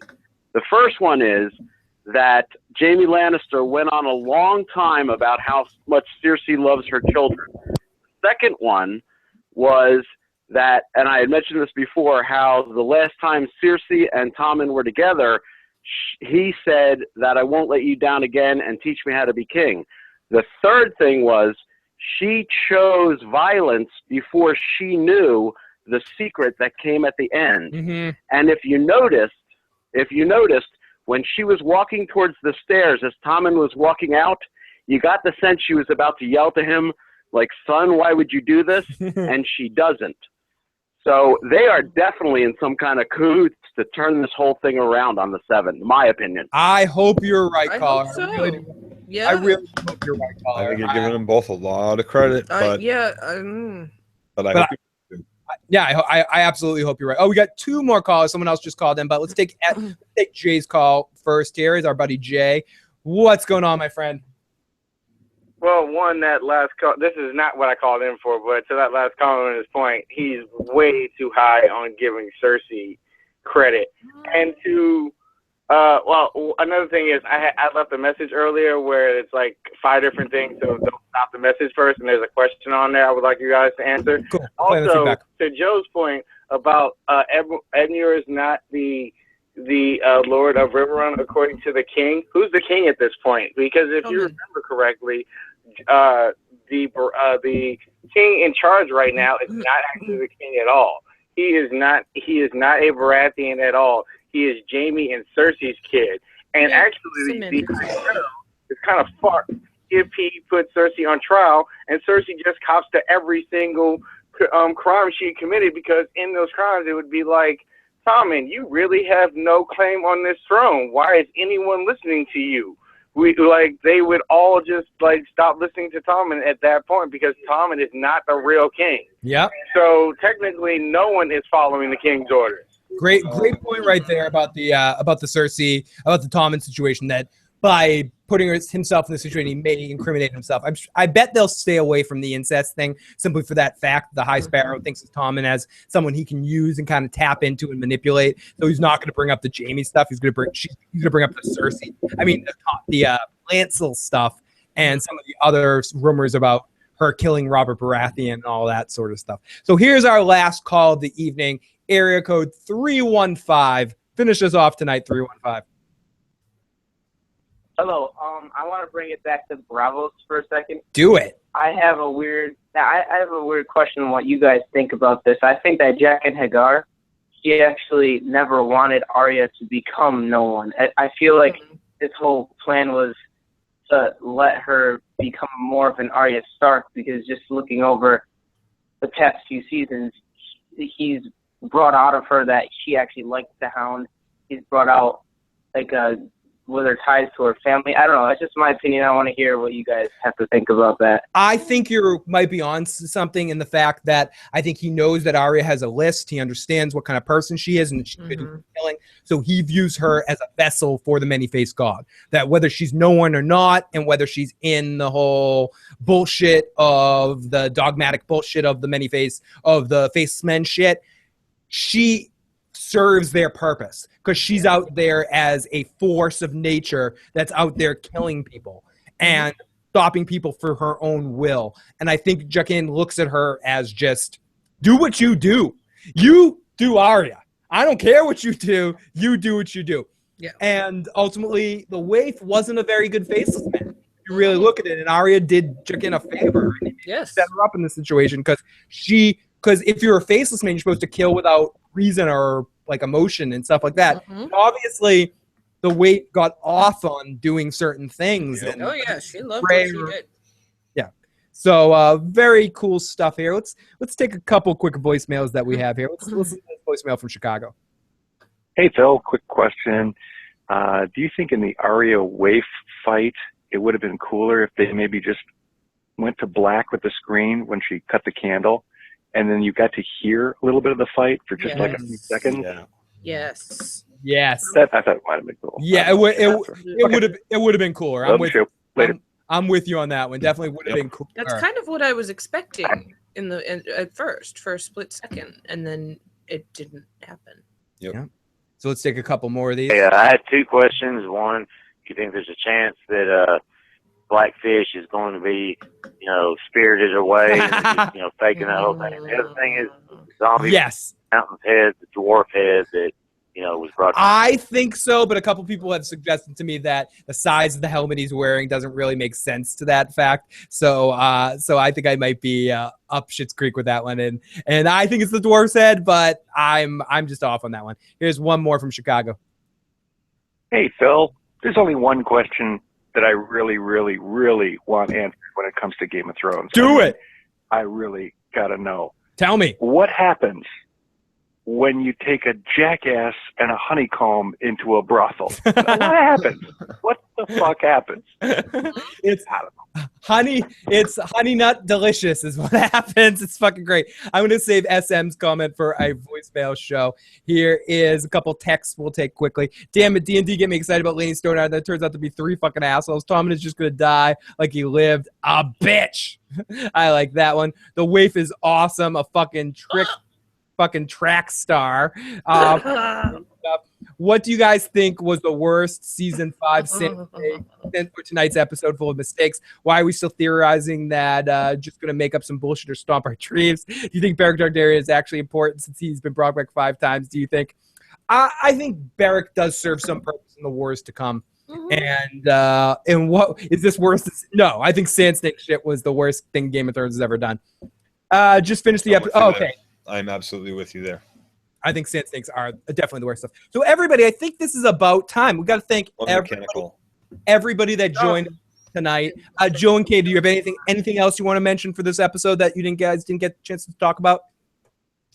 Goodness, no. I think we covered it all.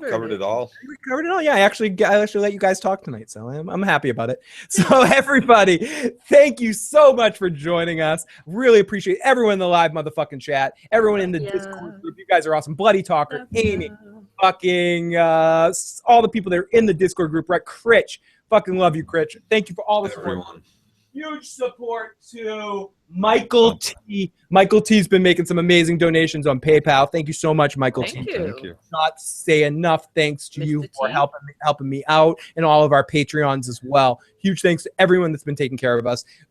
Means more than we can let you know. Everybody, thank you so much. If you haven't already, like this video, subscribe to this video. Everyone in the live motherfucking chat, you guys are awesome. We will be on Thursday for a feedback show at 2 p.m. Eastern Standard Time. Joe and I will be on. So make sure you join us. If you have any voicemail or text questions, you can reach me on any of your places you want to reach me, or, leave your voicemail and text at 781-990-8509. That's how you can reach us. But huge thanks to Abby, Arrow, Amy, Angel, Apulia, Autumn, Bill, Browncoat, Cheese, Christopher, Claw, Cougar, Chris, Crystal, Dave, Dean, Walking David, Derek, fucking Elias, Facial, Geek, Helen, Immaculate Knowledge, JC, motherfucking Riley, Jesus, John, Justin, Kendrick, Key, Kimberly, King, Critch, Last Heaven, Linda, Malov, Marty, Michael, Mike Jones, Pete's Live Music, Renbury, Rev, RZ something, Sam, Santovia Major, Seb, SM Down, Jay, love your shit, Spark, ZZZ, Sunny Day Factory, love your buddy, The Finn, Madcaps are left, the effervescing elephant out there, the Odd, Tom, William, Renwood, Zach. If I missed you, I'm so fucking sorry. Everybody in our fucking live Discord group, you guys are fucking amazing. Everybody, we're going to finish things off tonight with our good man Petey's Live Music. Added another song for us.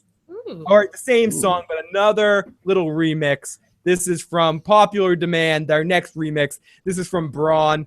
If you want to follow me on Twitter, you can follow me at I Got Issues Man. Follow Joe at Dirty Locks. Find Katie on Google Plus at Cat Crow. Add us on Facebook. Check out the Google Plus group, Friends of Phil. Check out the Discord group. You can find all that shit in the description box below. All of that crap. So everyone, have a good night. We will talk to you all next time. We love you guys so much. We cannot say enough. Thank you, everybody. Talk soon. Thank you. Love. And here we have Bronn, son of... You wouldn't know him. You're an up-jumped cutthroat. Aye. Up-jumped. Nothing more. You're an up-jumped cutthroat. Now I'm a knight. Up-jumped. You're no knight. Sir Bronn of the Blackwater. Killed the right people, I suppose. That's exactly who I am. My lord. I'm not your toady, and I'm not your friend. I'm not your toady. Now I'm a knight. Fair enough. Here we have Bronn. You need a woman. Here we have Bronn. Nothing like a woman after a fight. You're an up-jumped cutthroat. Up-jumped. Softer than virgins. Up-jumped cutthroat. Aye. Up. And you're a grub. You fancy armor. I'm just an up-jump sellsword. Fair enough. You're an anointed knight. Now I'm a knight. You fight pretty good for a little girl. Here we have Bronn. Aye. I'm your friend. I've had an exciting life. I want my death to be boring. The earring. They say it's impregnable. Give me 10 good men and some climbing spikes. I'll impregnate the bitch. Have a good night, everybody. Thank you.